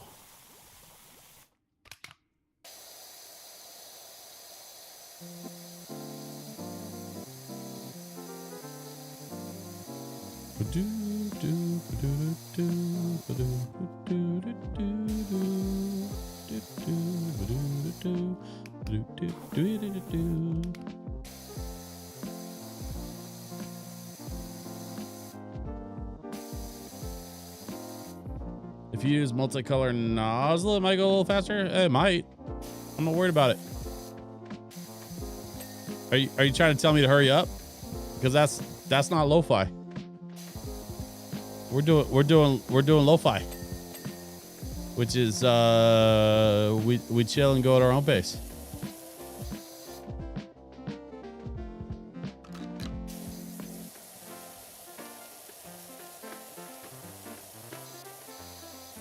We can certainly get this rope cleaned though.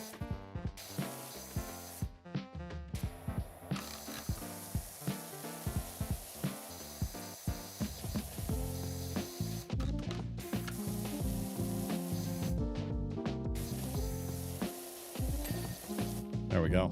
Chandelier rope. No problem. Let's see if we can get some more soap up on the ceiling.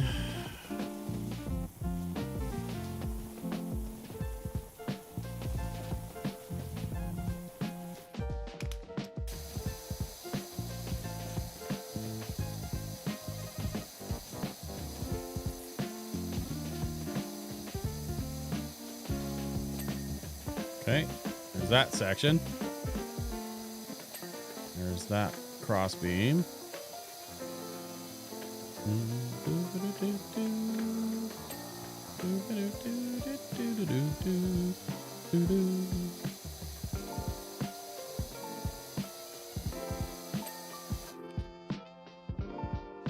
Okay.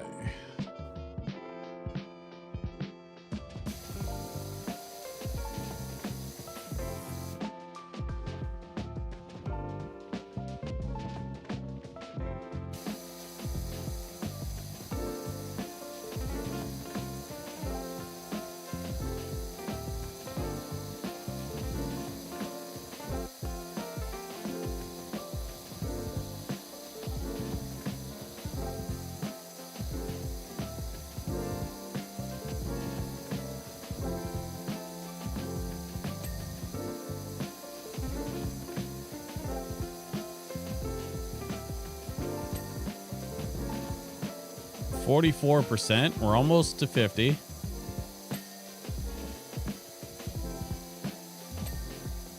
Okay.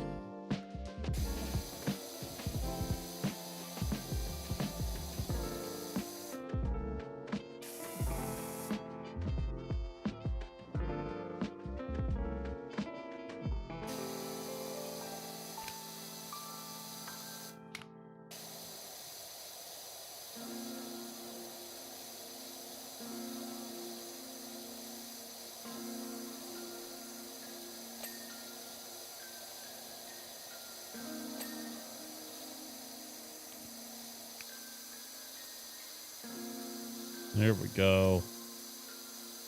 Should just about be it for that section. And then we have just the back sides of these cross pieces here.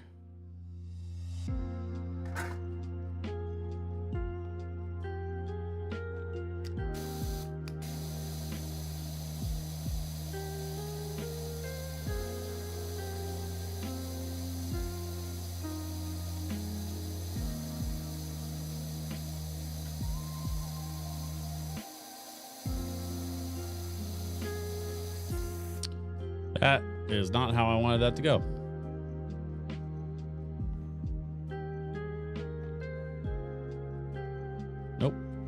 keep falling? Hmm.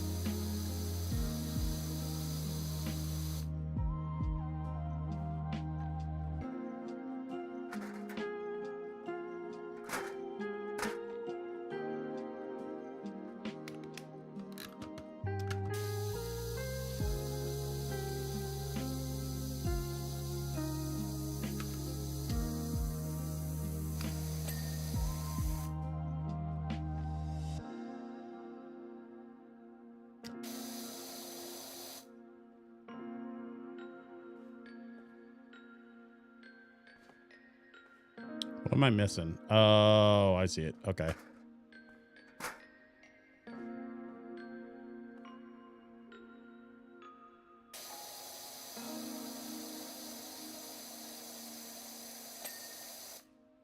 Okay. So there's those. Looks like we got a couple spots up on that far side. Nope. Let's go here. Nope. There we go.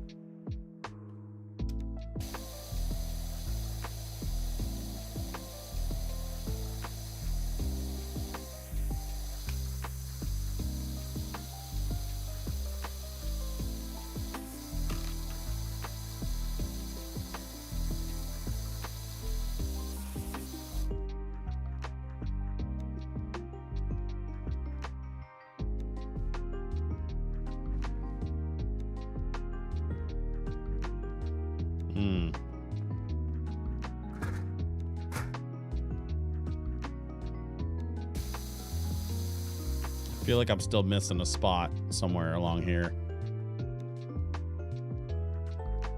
Oh, maybe it's this. Duh. There we go. I said the pillar that, yeah, I caught it. Thanks though, Jay Shard. I appreciate it. I really wasn't thinking about it.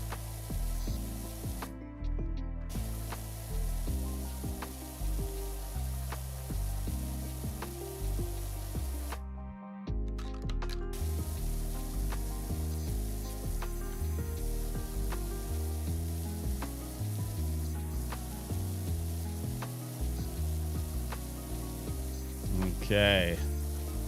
It is a weird looking pedestal. And why is it glowing like that? Famous last words. Why is it glowing like that? There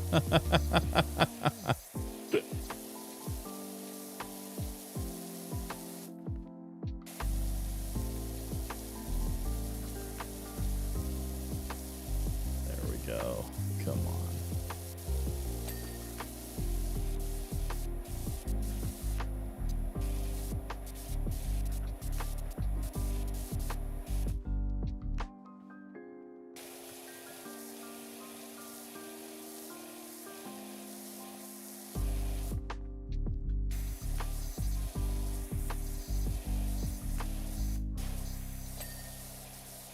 Okay, we got the little holder thing. I think we just about got the orb. What am I missing? Oh, nope, there it goes. Okay. Orb is good. All right, we have ourselves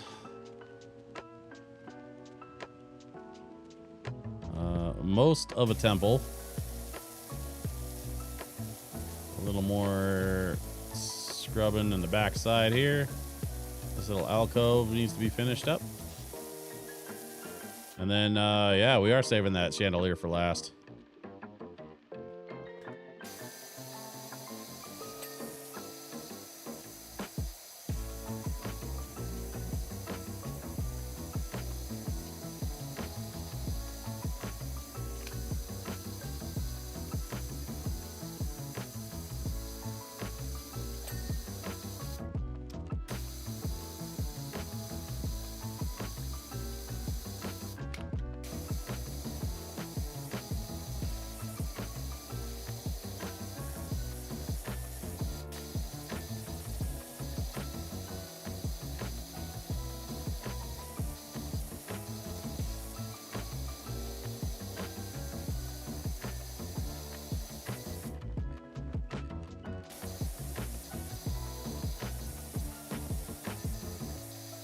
Okay, as soon as we get this window clear, we'll have a little more light in here, which would be nice. Let's go ahead and just knock that out right now.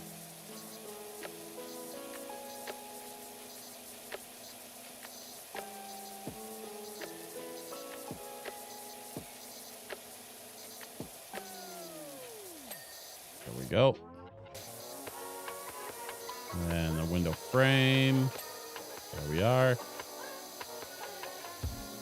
Another piece of trim here. Another interesting orange design.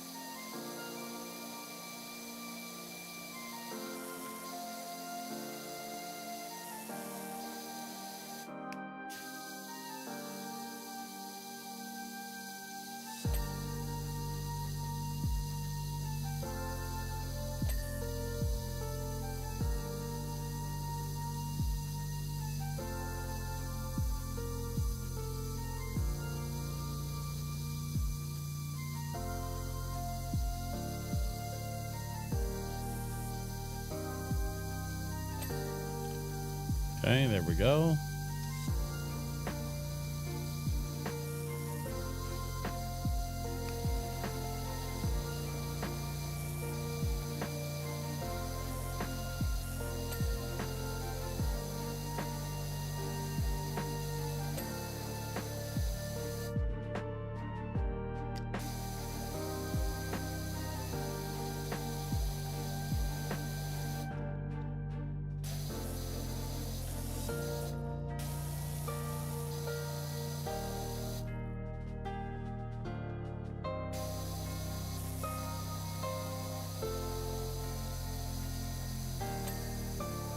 Okay, we got the support frame. We got the last roof section, and then this should be the last wall section. We're at 50.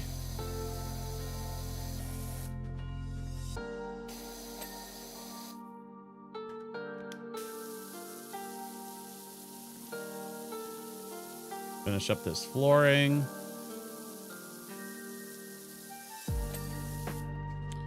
Okay, flooring is good. And last but not least, this fucking chandelier. It says lower wall. There's a lower wall section somewhere.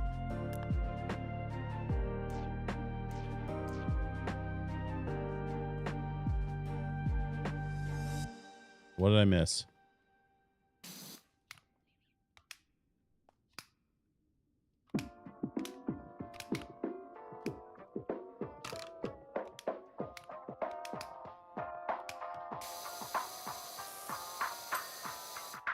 Okay. So it really is just the chandelier left.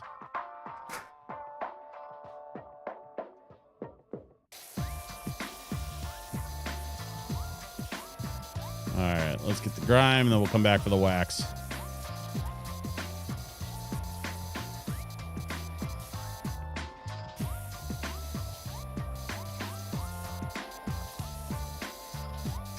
The dust and grime comes off extra easy. It's the wax that takes a little bit of little what do they call it? Elbow grease,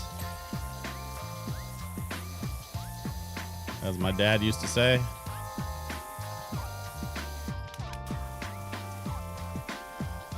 I got your elbow grease right here.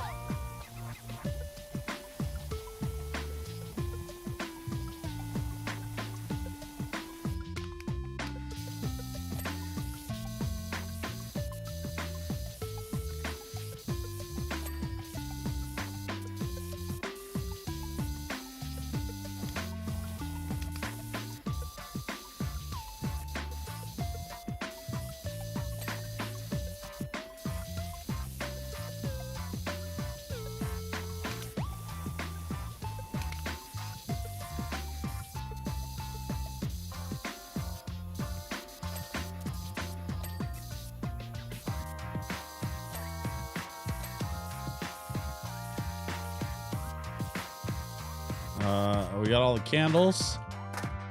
Now we just got to get the underside of the chandelier.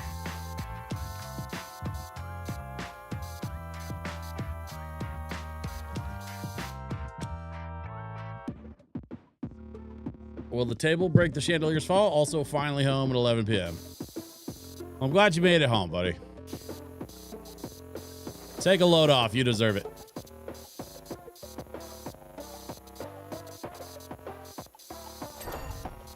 Oh, we got the chandelier. We're at 51%. Behold, the Crypt of Secrets. I wanted to rename it the Cryptic, but got overruled. No one has set foot inside it for over 700 years. Then how did the gnome get down there? A mysterious device is waiting for you down there with messages from an old friend.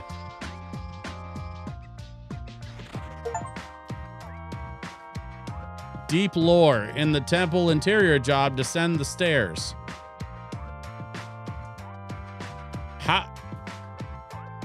How did he get down there if no one's been down there for 700 years?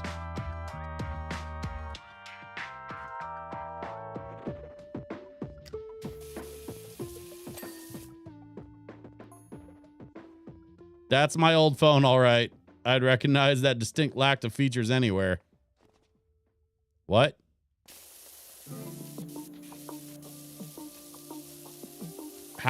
If no one's been down here for 700 years, how did a fucking smartphone get down here?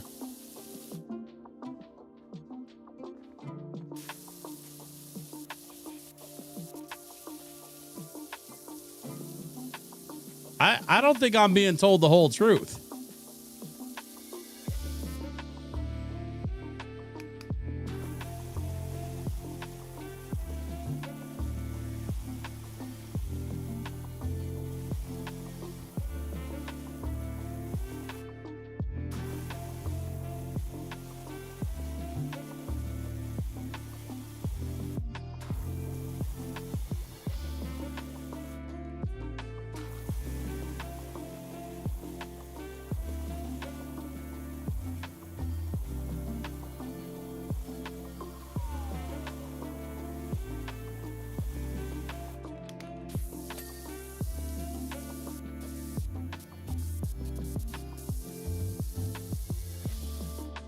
The truth hurts. Not as bad as jumping on a bicycle with the seat missing, but hurts.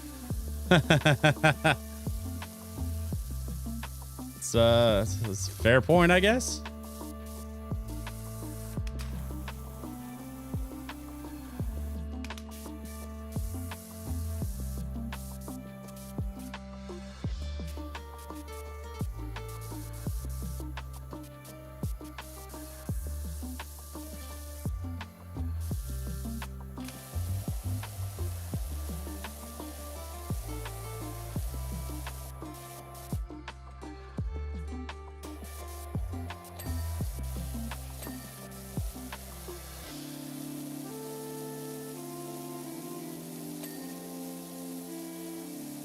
Okay, we got the plinth inside the hidden room.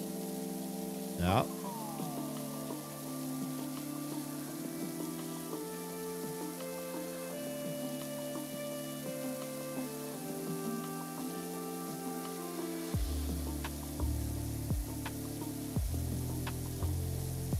This is wild, dude. I guess we don't get to see what's on the phone until we finish cleaning the room. Which, you know.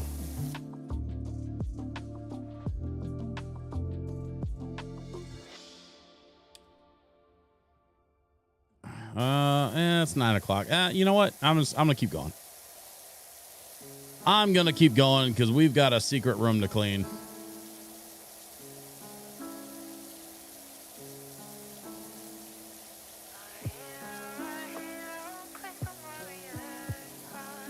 Hey, let's go, Skyrim.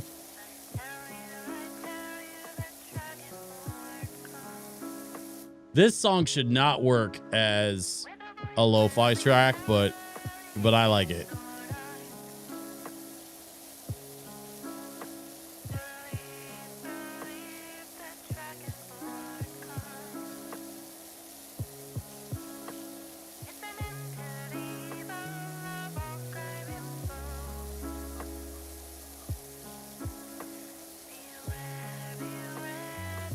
Hope y'all are having a nice chill evening.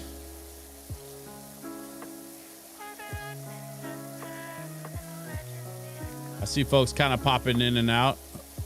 Hopefully the new folks that are popping in and out will stay a while. Enjoy some lo-fi with me.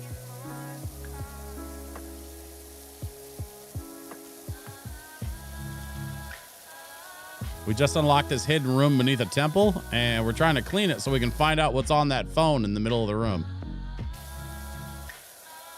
I don't know what's on it yet, but we're gonna see if we can find out together.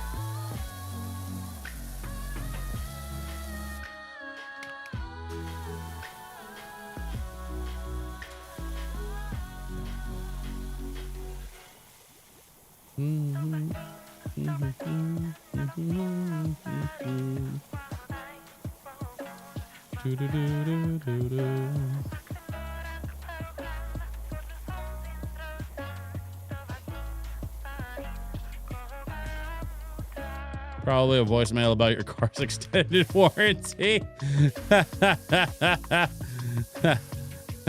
Yeah.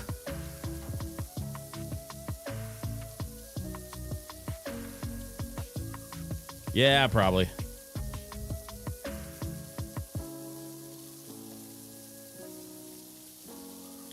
$700-year-old phone. You pick it up and check the message, and it says, "Is your refrigerator running?"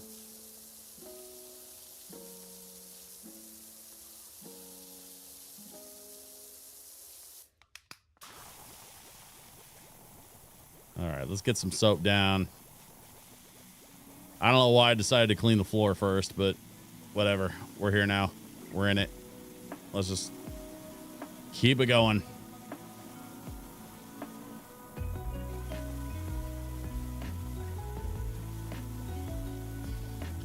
Dooba-dooba-doo. Dooba-doo. Doo-doo-doo. Doo-doo-doo-doo. Boo-doo-doo-doo. Boo-doo-doo-doo-doo.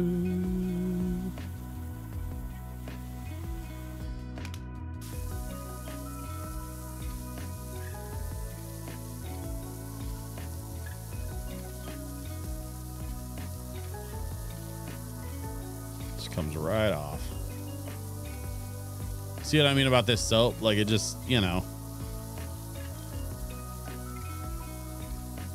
You lay the soap down, everything just comes right up.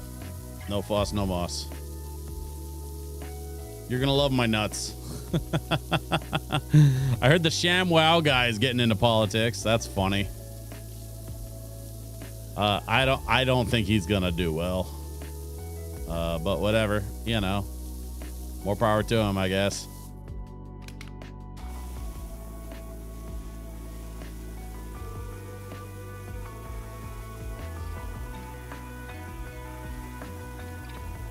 The MyPillow guy tried to get involved, and that didn't go great for him. So I guess now they're trying to bring the ShamWow guy in.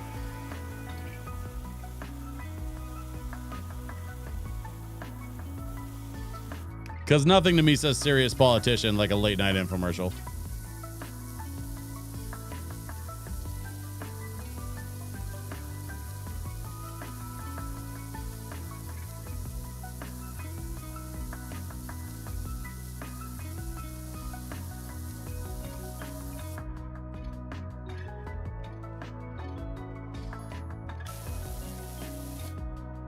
Hello, old friend. Your time traveling pal, Cerulean Sky here. Remember when we neutralized Mount Rushless and something, something, something? Interesting. So when the guy said no one's been down here for 700 years, the gnome and the phone could have been put in here if it was from my time traveling alien friend.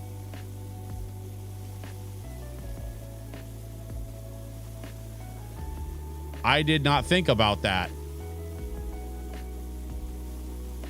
Because remember in the first game, we cleaned the aliens, we cleaned the like RV.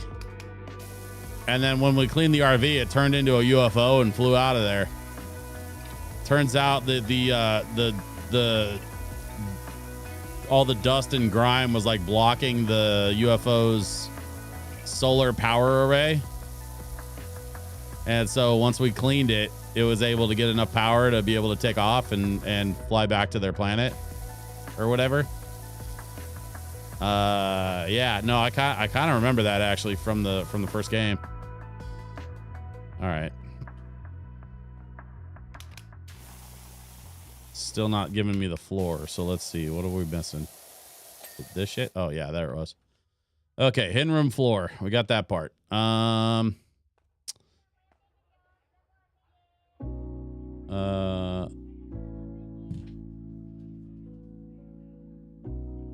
We don't talk about the My Pillow guy here in Minnesota anymore.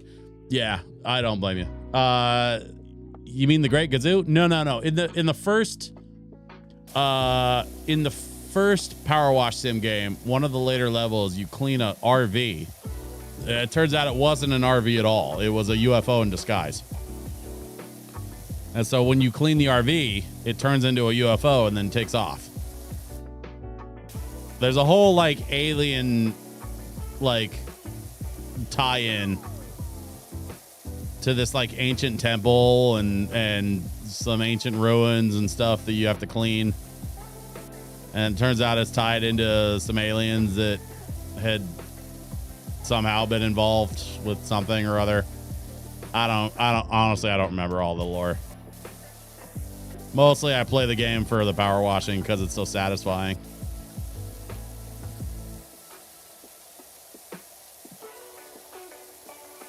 Let's go. Oh, like the RV from Spaceballs. Probably like as a nod to the RV from Spaceballs, but it's not the RV from Spaceballs. It was an RV as like a cover. And then when you uncovered the when you finished cleaning the RV, it like turned into an actual like flying saucer. So the RV itself wasn't a spaceship, it was a disguise for the spaceship that was like underneath.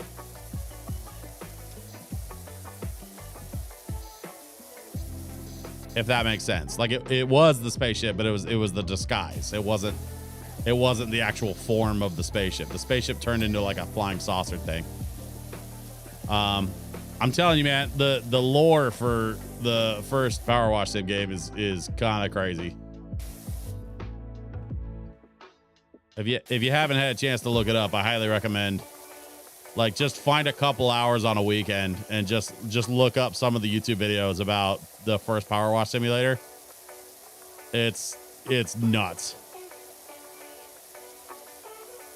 And I think that's part of what they're doing here is they're sort of like tying the lore back into some of the shit from the first game, which is cool. Like, it's smart that they did that because fans that enjoyed digging into some of the backstories and stuff are getting a little bit of payoff, which I appreciate. Hidden room pillar. Okay.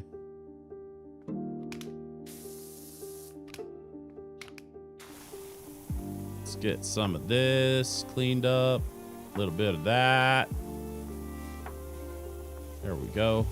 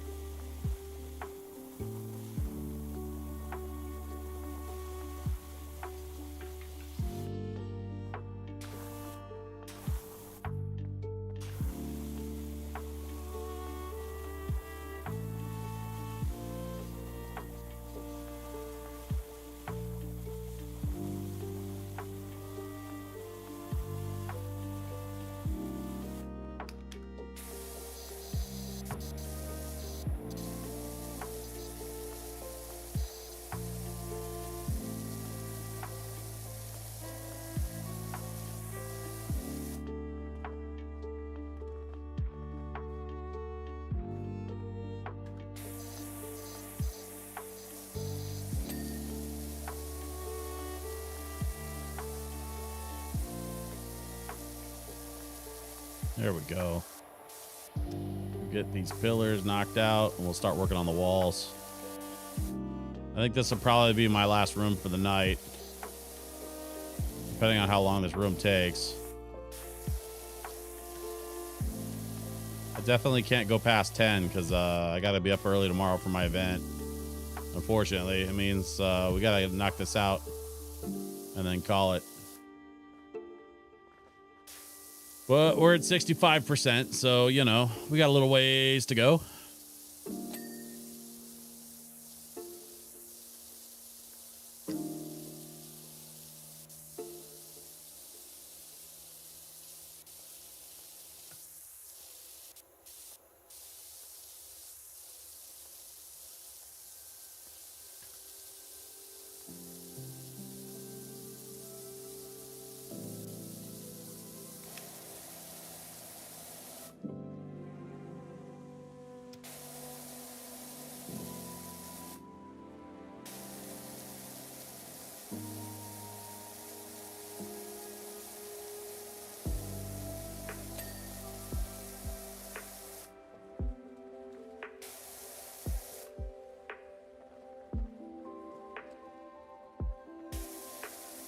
Hey, there we go.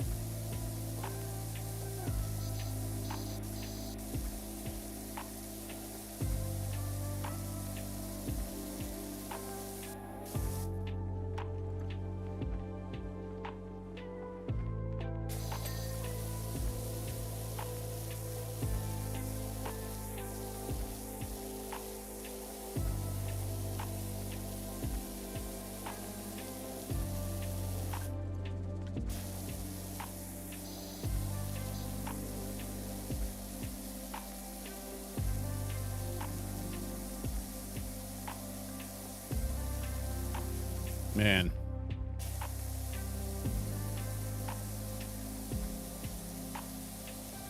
It's nice to have a quiet moment, you know? Just enjoy a little bit of power washing, a little bit of lo-fi. The right song, the right moment with the right game. Just helps you kind of, it's like a mental deep breath. Just, it's nice.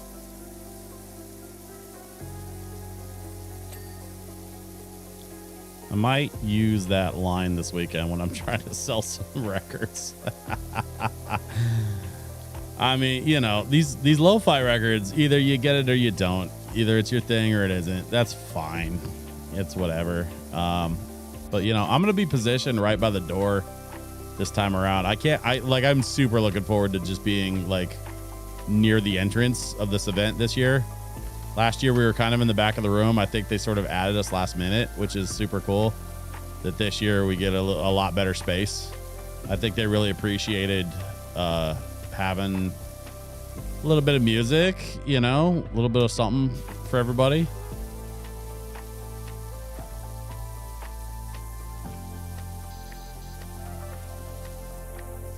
Although I will say, for a last minute edition, they certainly figured out kind of a cool idea last year. So they had us in the back of the room. They added a table for us, which was super sick. And because they were actually sold out when I reached out to them, and then they were like, you know what, for you we'll make it work. And I'm like, oh shit, cool, right on, thank you. Because it's like I know the people that run the event. I've known them for years. And so they, of course, they know me, and they were just like, yeah, dude, for you, Switch, we'll do it. And I was like, oh, thank you. You know, wait, you see, once we thought everything flux orbited to go home to 2278, unfortunately, we were prevented from doing so by an even more cataclysmic event in the very near future. After a brief panic, we knew what we had to do, travel back to the ancient pacifists. Together, we devised a plan.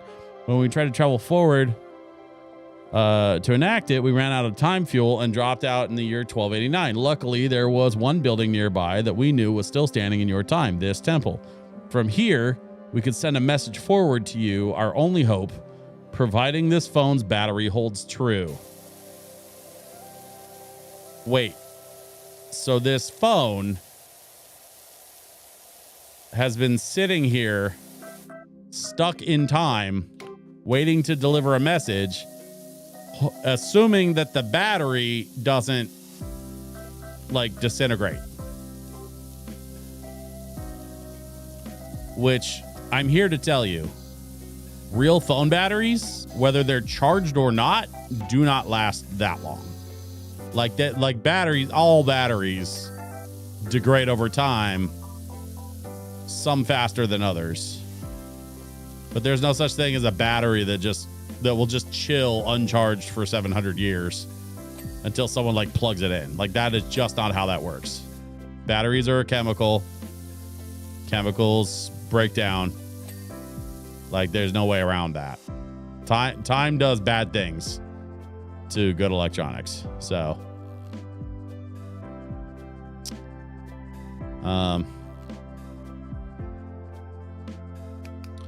well, let's see what this is about.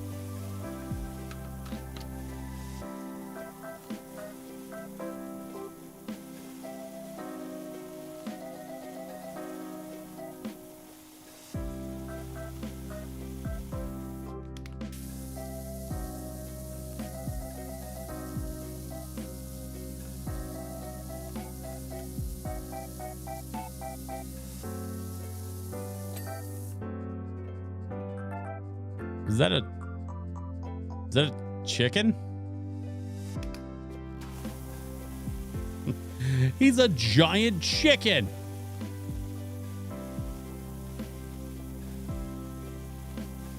He wears a disguise to look like human guys, but he's not a man, he's a chicken, boo.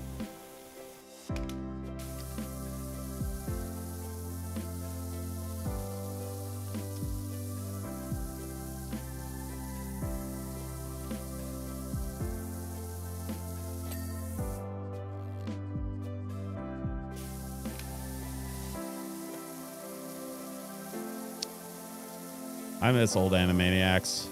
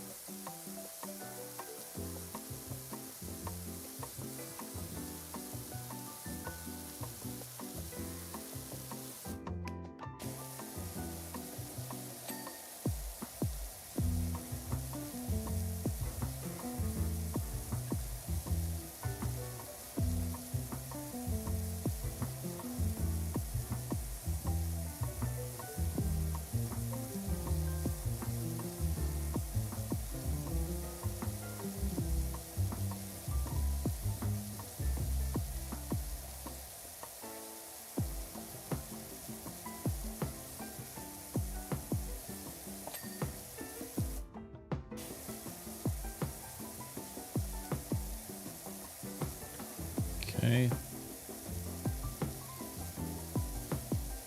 this other pillar. Or pilaster, I guess, is technically what it's called. Oh. Okay. see, we're at 74. We're making pretty decent time. I think we'll be able to get through this tonight.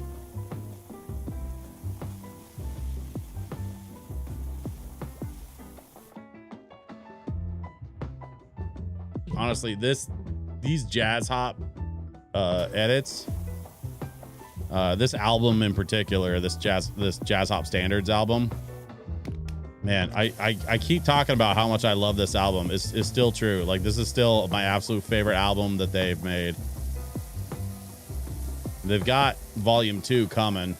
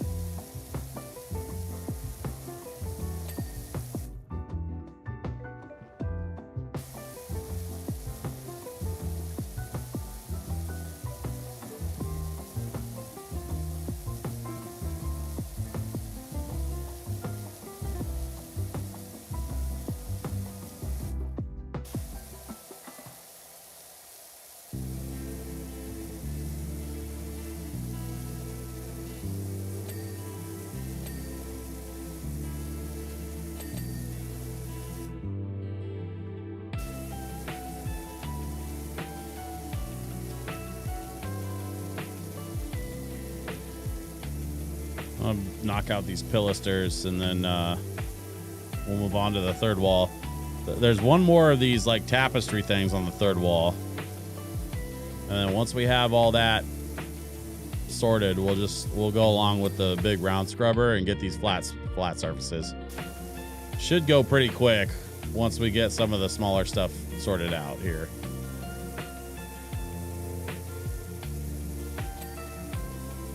There we go.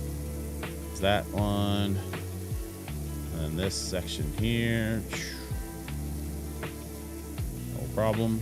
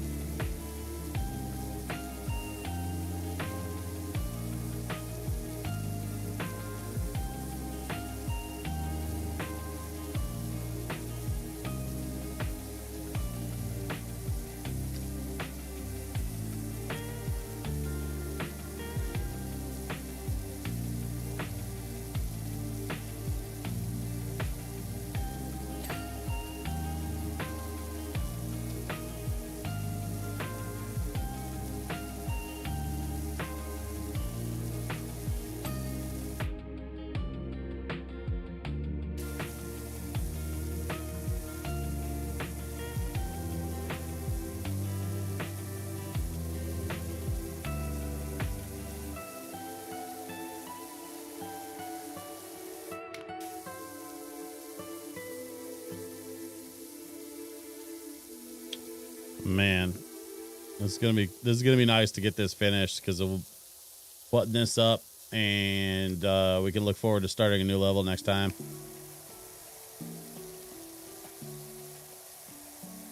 Starting with the tractor tonight was so convenient because like we finished up that roller disco last time. Oop. Looks like I missed a spot there, maybe a little bit here, along there.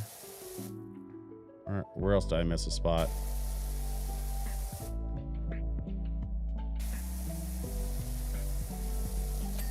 There we go. Okay.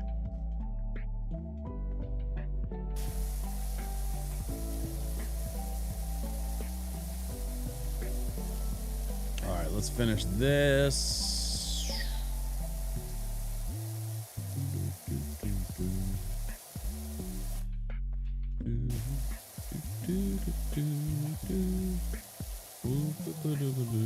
Unknown number. All we need you to do is take out the heart stone of the pacifist desert statue, give it a quick 180 flip, and pop it back in again. Couldn't be simpler. You'll know when the time is right.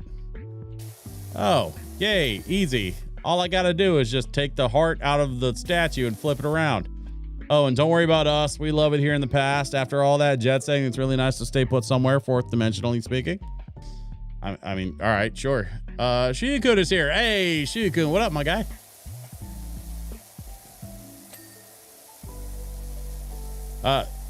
So you missed quite the adventure tonight, Shiokun. We finished the tractor, and then we started cleaning this temple. Here, I'll show you the temple. So first we had to clean this temple, right? All of this. And as we're cleaning this temple, we get done with the last little bit, and this floor opens up to a secret staircase.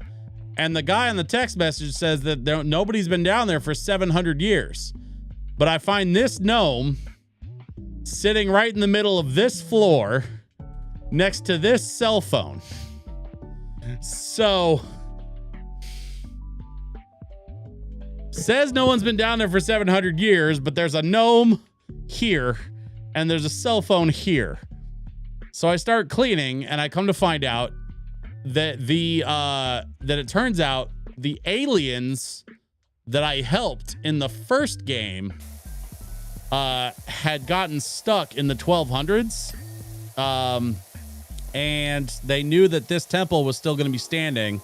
So they built this secret room under the temple specifically so that they could get a message to me via this phone. And they said, as long as the phone battery holds up, you should have information on the phone about how to help us, blah, blah, blah, blah, blah, right? Help us with whatever the thing is that they need help with. Here's the thing. That little phone light is on, which means the battery should be charged or charging. But 700 years? Like, come on, man. Batteries don't last that long, even in the best of circumstances. Batteries are still a chemical compound that breaks down over time. Like, I don't know.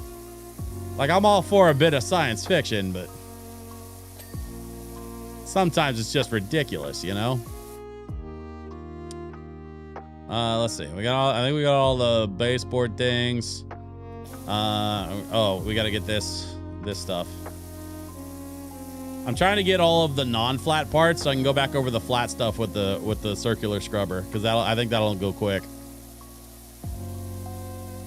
Let me just get these. I think they're called pilasters because they're not proper pillars. I think the game calls them pilasters. Although this is in a doorway, so this might be more of an archway. Batteries that we know of. Yeah, right. So that's the other thing. We could be talking about some kind of alien technology that uses batteries in a different way. Although, technically, Toyota did develop a solid state battery, and they are testing it right now for some of their EV applications. If Toyota releases that solid state battery, like if they can get it stable and like ready for public consumption, solid state batteries are going to be a huge change to the auto industry and the EV industry. Because solid state batteries, they hold almost twice as much juice, and they last something like twice as long. So instead of having your battery changed at, you know, 60,000 miles or whatever it is, you can extend that to 120,000. And instead of being stuck with like a 300-mile range, now you've got a 600-mile range with the same battery capacity. I'm telling y'all right now, solid state batteries, like Google that shit. Solid state batteries are gnarly tech, but they're not quite there yet. But that's what Toyota's been working on, which is low key why Toyota is still pushing the hybrid thing, because they were first to the hybrids with the Prius and stuff, right? Well, you know, technically, yeah, Tesla was first to the EV game. They kind of pushed the EV game forward.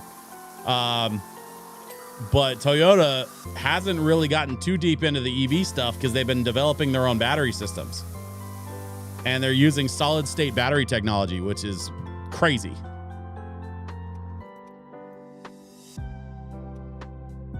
Apple keeps saying they have that long-lasting battery. Yeah, Apple says a lot of things.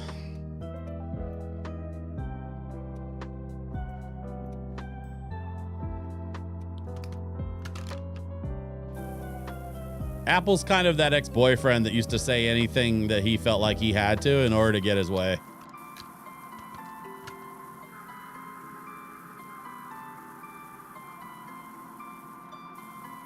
So kind of manipulative like that, you know?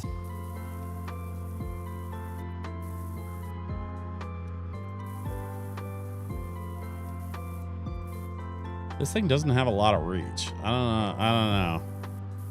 Let's do what we can with it, and then we might have to go back over it with the sprayer just to get the higher up stuff.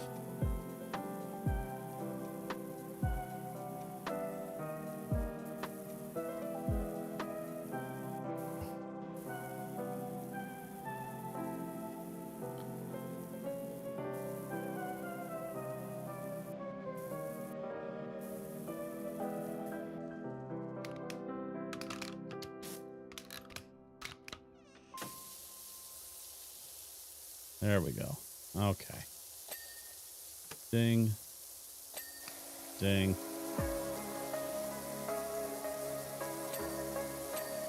Ding, ding.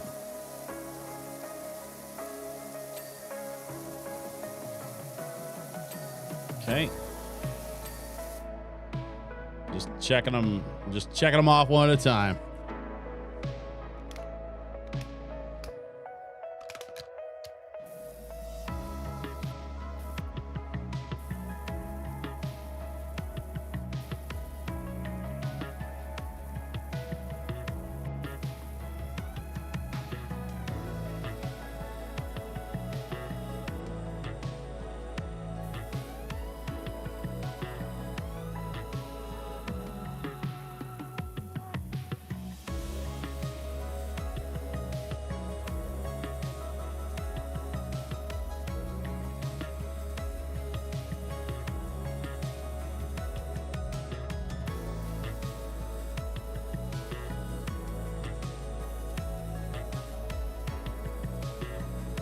There we go.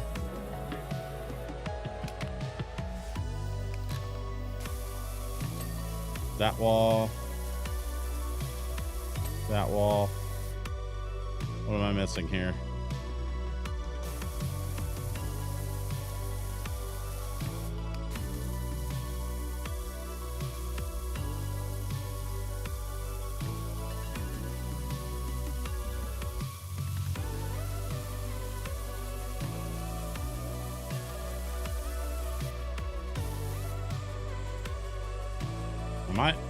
Am I crazy? I feel like I'm... I don't know why that one wall section is not triggering for me, but... All right, whatever. You know what? Let's do it like this. Stop messing around with that rotary thing. I ain't got time for this.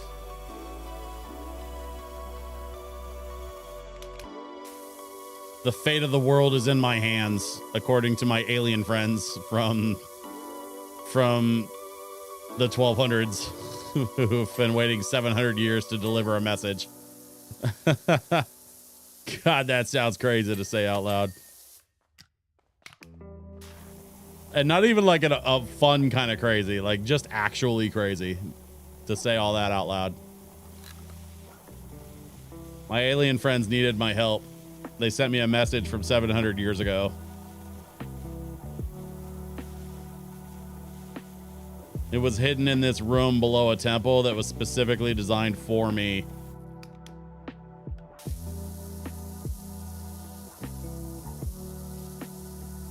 Does that make me the chosen one?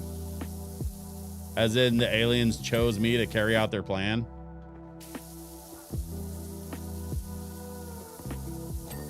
Am I chosen?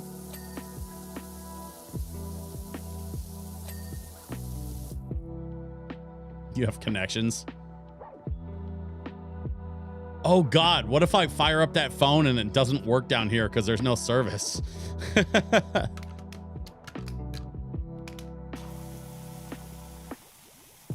Wouldn't that be some shit?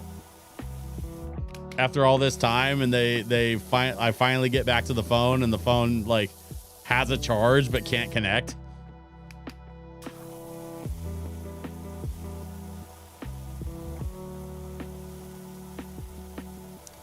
I mean, that is some Mel Brooks level nonsense.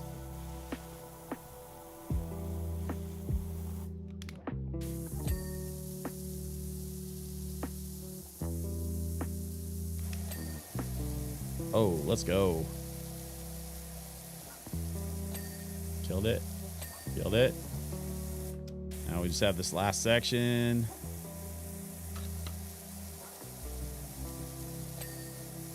Hey, don't even need the soap for this one.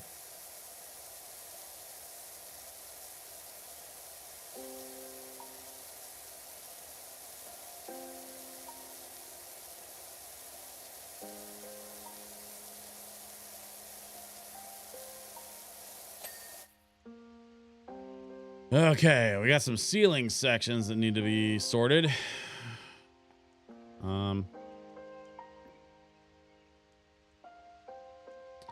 Trying to look close because I feel like there's maybe something on this wall. This is the one wall that I couldn't get to. Oh, never mind. There it goes. All right, cool. So the walls are done. Tell the aliens to switch cell phone providers. Yeah, I'll just send a message back 700 years to tell them, hey, don't forget to switch cell phone providers. I'll ask them about their spaceship's extended warranty while I'm at it.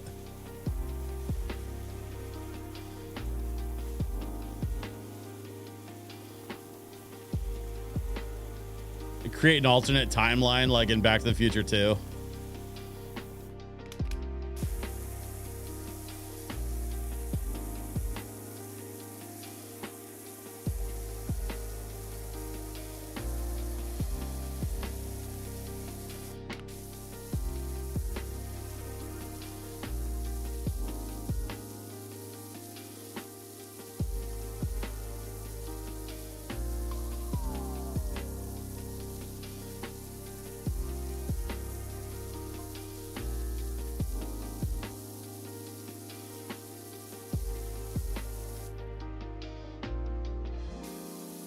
I'll create a terrible alternate timeline where a real estate mogul with a failing casino becomes president of the United States.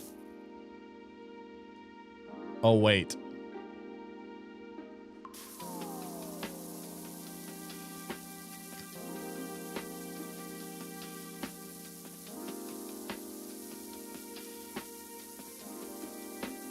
I'll be honest with y'all. Back to the Future 2 was my favorite Back to the Future movie for the longest time. And the last few years, I haven't really been able to watch it. I'll go back to it at some point. You know, honestly, I'll probably rewatch it after the first of the year, because January 1st is when the new DeLorean Lego set comes out. It's going to be like $27. It's a Speed Champions movie series set. So it's like going to be that 8 wide Speed Champion car format. Oh my God, y'all. I have not been this excited about a Lego set in a long time. Because it's exactly what the Speed Champions series needs, is more movie cars. I already have 2 Fast and Furious cars. I've got the James Bond, Aston Martin DB5. There's one more Fast and Furious car I need to pick up. I haven't picked it up yet, but I want to get my hands on it as soon as possible. I might, depending on how this next week goes, I might even order it after this weekend just to make sure I get it, because I don't know if they're going to retire it at the end of the year or not.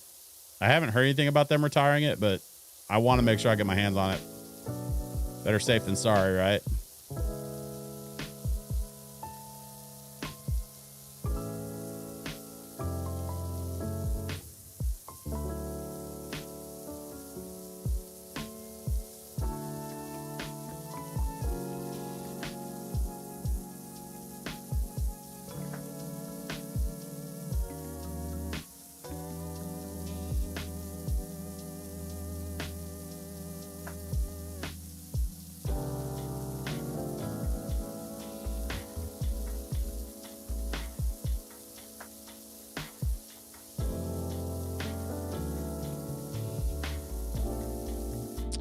Those Ring cameras are 50% off, so I had to buy one.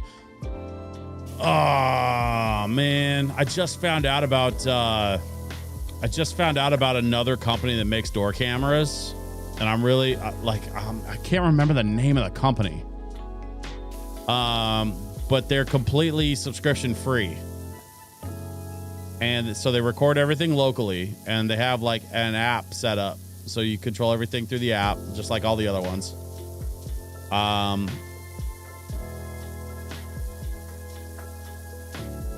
man, I gotta look it up. Oh, it's a Reolink. There's a company called Reolink that you should definitely look into.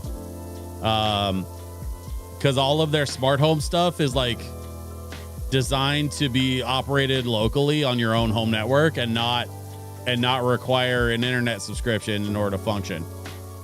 Like some of the other like smart home stuff out there.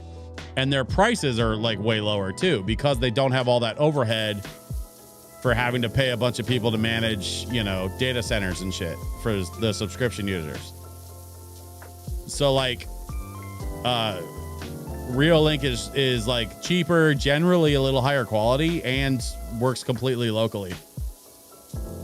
Hey, don't get me wrong though. I'm not trying to knock on your Ring camera. Like please don't take this as me being like, oh, you should have bought a whatever. Like, no. If you bought a Ring camera and you got a great price on it and you're stoked about it, you should be stoked about it. I'm not saying that at all.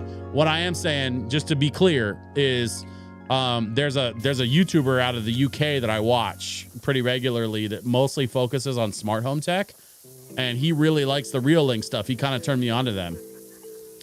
And so like anytime somebody talks about smart home stuff, I try to bring them up, because like there's no subscription, which is like the biggest selling point, but also like it's good tech without a subscription. And I'm very much like an anti-subscription dude. My brain goes from one thing to another. Gotcha. But yeah, Reolink is the company. You can kind of check them out like on Amazon or wherever.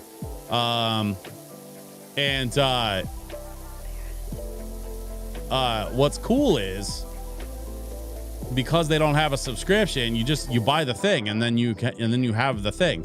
And then I think they have like a service, you know, like a watchdog service, like one of those things where you can like sign up if you want to. And then like, you know, if an alarm goes off, they'll like automatically call the cops for you, like that kind of thing. But that's no different than literally every other alarm system in the history of ever. I mean, my parents have a house they built in 1997, and they had like an alarm company that they paid annually or whatever. Reolink. Yeah, that's them.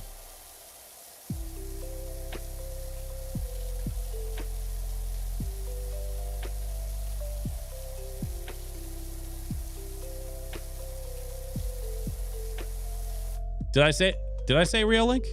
I thought I said Reolink. I don't remember what I said.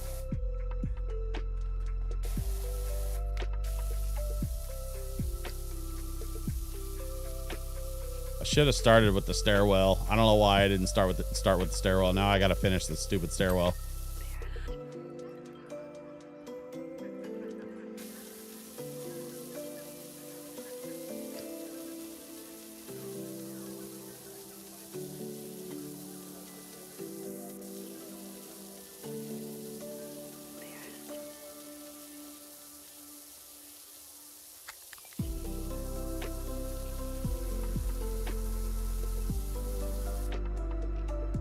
What is this? Party at Peach's Castle from Paper Mario. Dear Mario, I've baked you a cake.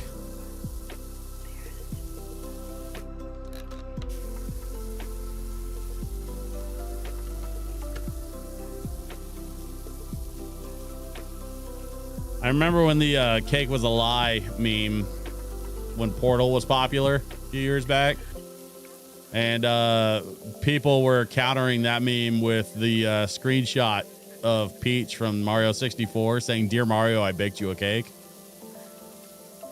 The cake was a lie all along. It's always been a lie. Every cake in every video game has always been a lie.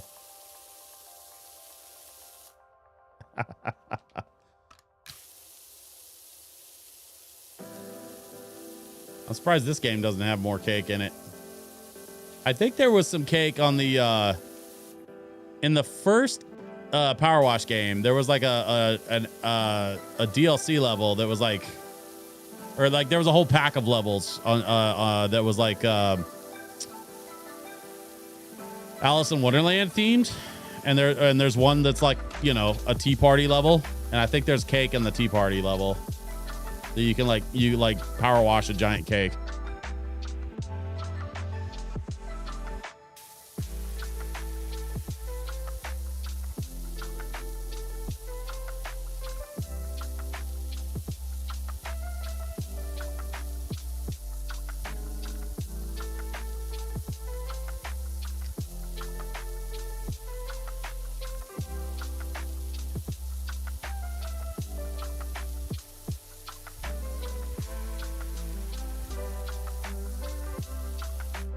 Yeah, Shuya-kun, if you get a chance, check out Paul Hibbert on YouTube. If you watch, I love Paul Hibbert's Home Tech. It's a YouTube channel. This dude from the UK, he posts every Saturday, and he's pretty funny. Like, he does some pretty funny shit. I enjoy his sense of humor, but also,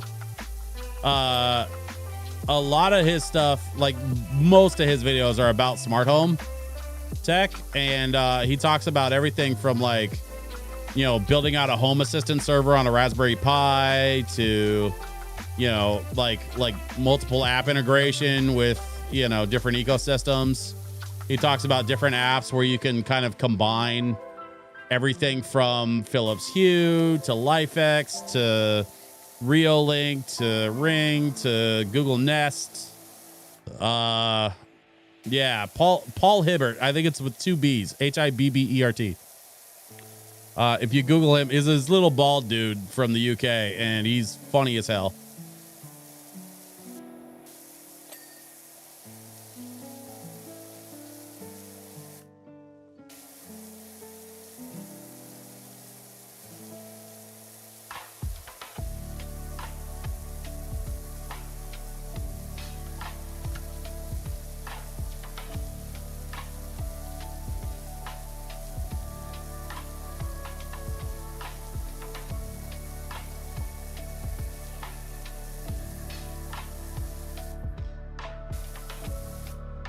We got hidden stairway ceiling and hidden stairway stairs.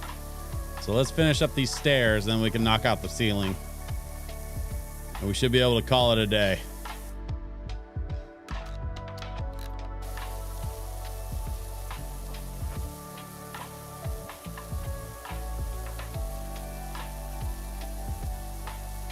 There's another British YouTuber that's friends with Paul Hibbert. Trying to remember what his name is. Oh, Stu's Reviews. STU. Stu's Reviews is the other guy that I watch sometimes. I don't watch all his stuff, but I watch some of his stuff. He's pretty interesting.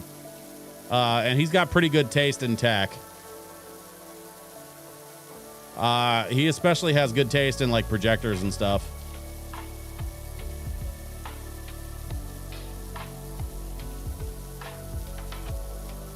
I mean, I could go on for a day and a half about all the American tech YouTubers I watch, but those are the two main ones that I watch for the UK. One of the things I like about Stu's reviews too is that like a lot of his style is very like old English. His old setup was like a desk in front of like a bookshelf. With like, you know, a globe in one corner and a bottle of cognac on the shelf and like that kind of shit. So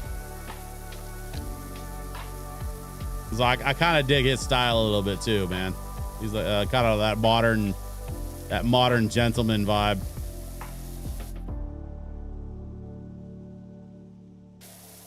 But yeah, Stu's reviews, Paul Hibbert. Man, I'm trying to think if there's any other UK channels that I watch for tech stuff. I don't think so. I think it's mostly just those two. And then I watch a bunch of American tubers that, you know, talk about mostly camera shit. Because that's what, hey, it says, hey, Sprucey, are you free to come back to the house to wash down my car and trailer? Sure.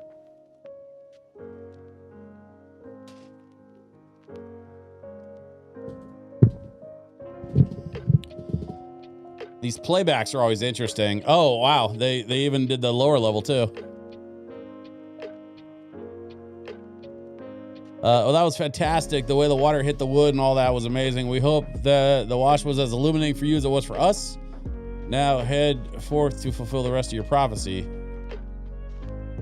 Oh, that's the, okay. That's just the, I saw a thing that said press the Y button. So I did, and it replayed the thing. Sorry about that. It's not letting me exit out. Head forth to fulfill the rest of your prophecy. Okay, well, I'm gonna go back to base. Can't get too crazy with the tech because I live in an apartment, but I kind of want to. You know, and that's the cool thing about like certain things. There's a lot of smart home tech that is designed more for people who rent now because so many more people are renting now. And so you have more battery powered stuff. You have more wireless based stuff that doesn't require drilling holes or running cable. Because a lot of times with rental units, you're not allowed to drill holes and run cable. So like, you know, like your Ring camera, for example, probably will wire straight up to the existing wires for your doorbell, right? So like you don't have to modify anything. And then when you go to move out, you just take your camera with you, you put the doorbell back on. But that's how most of that stuff is designed these days. Let's see. Do we have... I don't really have any new... Oh, well, we can go shopping, I guess. Let's go here. Let's check the furniture catalog. What are we missing? We gotta pick up one of the... Well, we got $2,000. So we could pick up one of these. Or we could pick up one of these and some power washing equipment. I'm probably going to do that.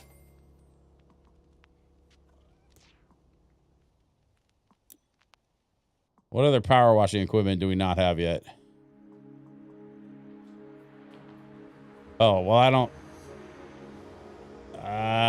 don't think I can afford that stuff yet. We kind of have all the lower to mid-tier stuff. So maybe we won't buy power washing equipment this time around.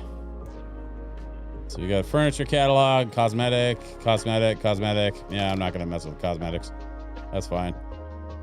Let's go like that. And let's hose this thing down.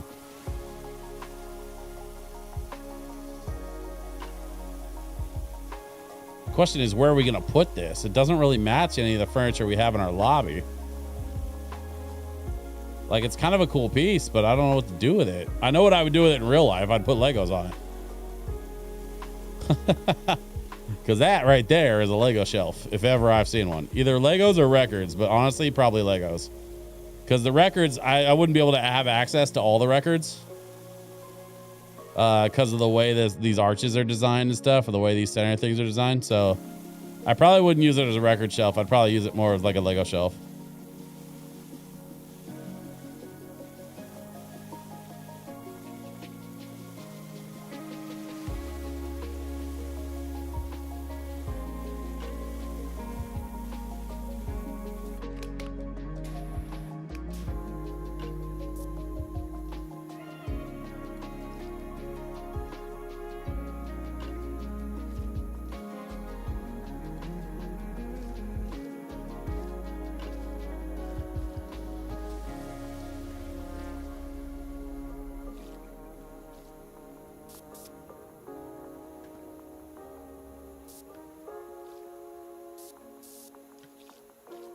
Okay. There's the front. There's the side. There's the back. We'll get the back. Get the whole back. There we go. Oh. I didn't even have to do the back. Okay. Well, fine. Now we got to find a place for it. Let's see. Oh, I know. I know exactly where this goes. This is going to go right next to the piano. It's honestly, it's kind of like they were made to sit next to each other. That's perfect. That is exactly where I wanted that. That's a good spot for that shelf. I don't think I can put anything on it, unfortunately. This crazy shelf. I kind of want one of these in real life too. This wiggly shelf thing is kind of wild looking.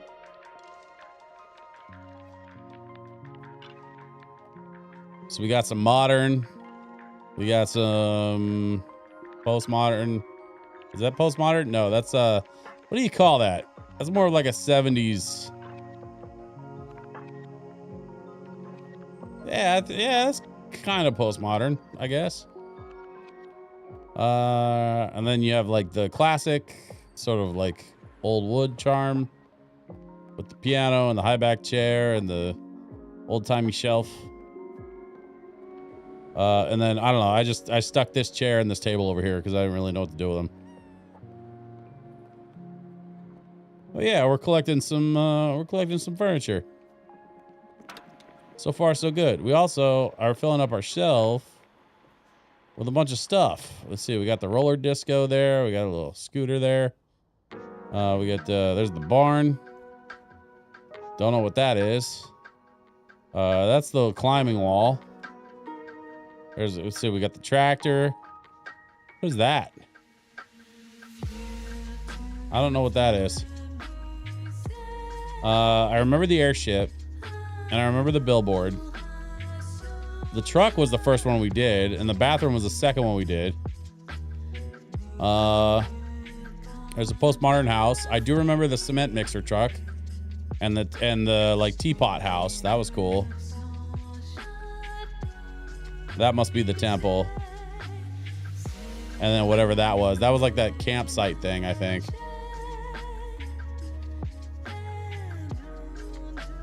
So yeah, so what's cool is the way this game is set up, you can kind of use the little trinkets that you get. So every time you finish a level, you get a little shelf trinket, and you can approach the shelf trinket to like access your free play jobs.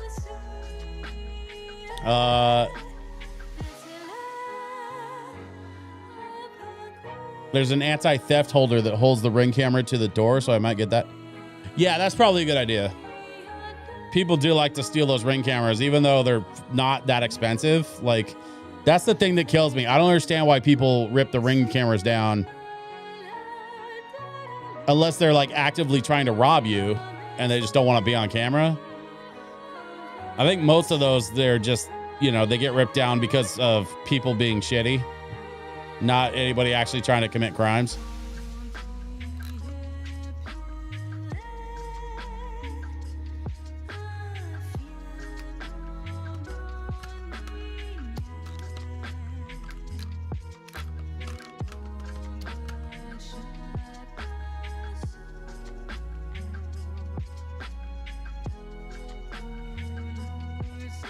Oh, I'm in placement mode. That's why it's being weird. There we go. Okay, now I can pet the kitty. There's Squeak. There's Bubbles and Ulysses. It's good kitties. And then I can go over here. I can go, let's see. Oh yeah, there we go. Roller disco, mobility scooter, farm. That was the shooting gallery, and that was the climbing rock. Okay. We had the Nouveau house, the tractor, the stone circle, the teapot room, cement mixer, Art Deco house, road sweeper. I don't remember the road sweeper. Oh, yes, I do. Yeah, actually, I take that back. I do kind of remember that one. The gas station. The gas station was pretty intense. That was the one I did with Rex. We did the co-op for the gas station. Campsite, temple interior, the dog car on the movie set. That was funny. All right. Well, let's see. If we go here. Oh, the car and trailer is the next one. So I think that's going to be, I mean, obviously that's going to be a good stopping point for the stream, but like on our next stream, next Wednesday, I'll be back regular time, 7 p.m. Pacific time, and we're going to be doing the car and trailer. Snowhole, that is 9 p.m. Central for you, my friend. Of course, you know that already. All right, cool. So give me a second.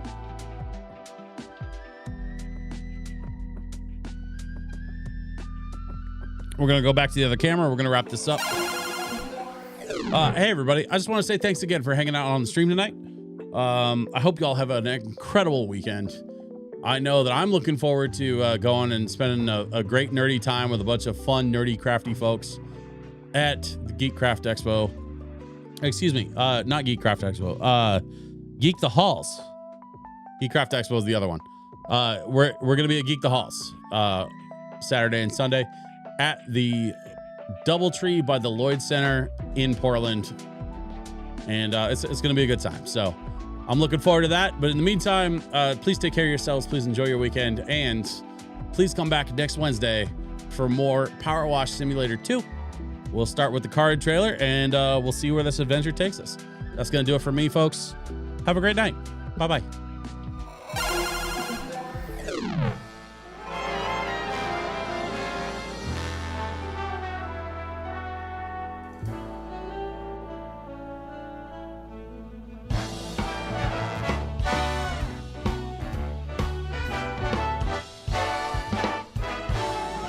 This was a triumph. I'm making a note here, huge success. It's hard to overstate my satisfaction. Aperture science. Do what we must because we can.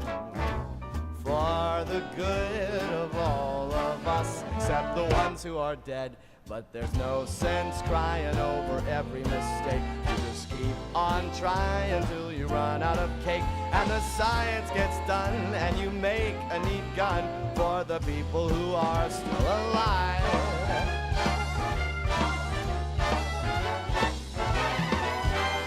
I'm not even angry.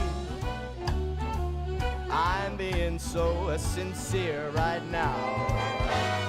Even though you broke my heart and killed me, tore me to pieces, and threw every piece into a fire.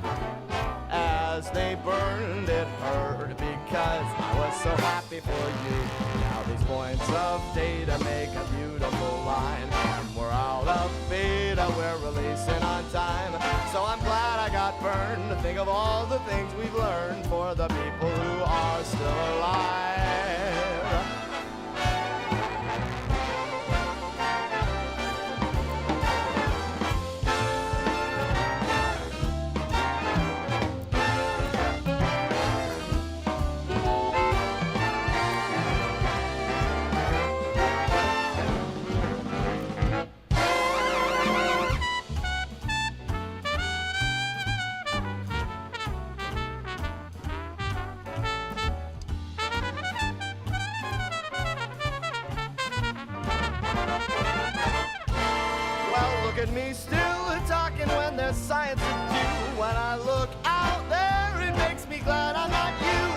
have experiments to run. There is research to be done on the people who are still alive.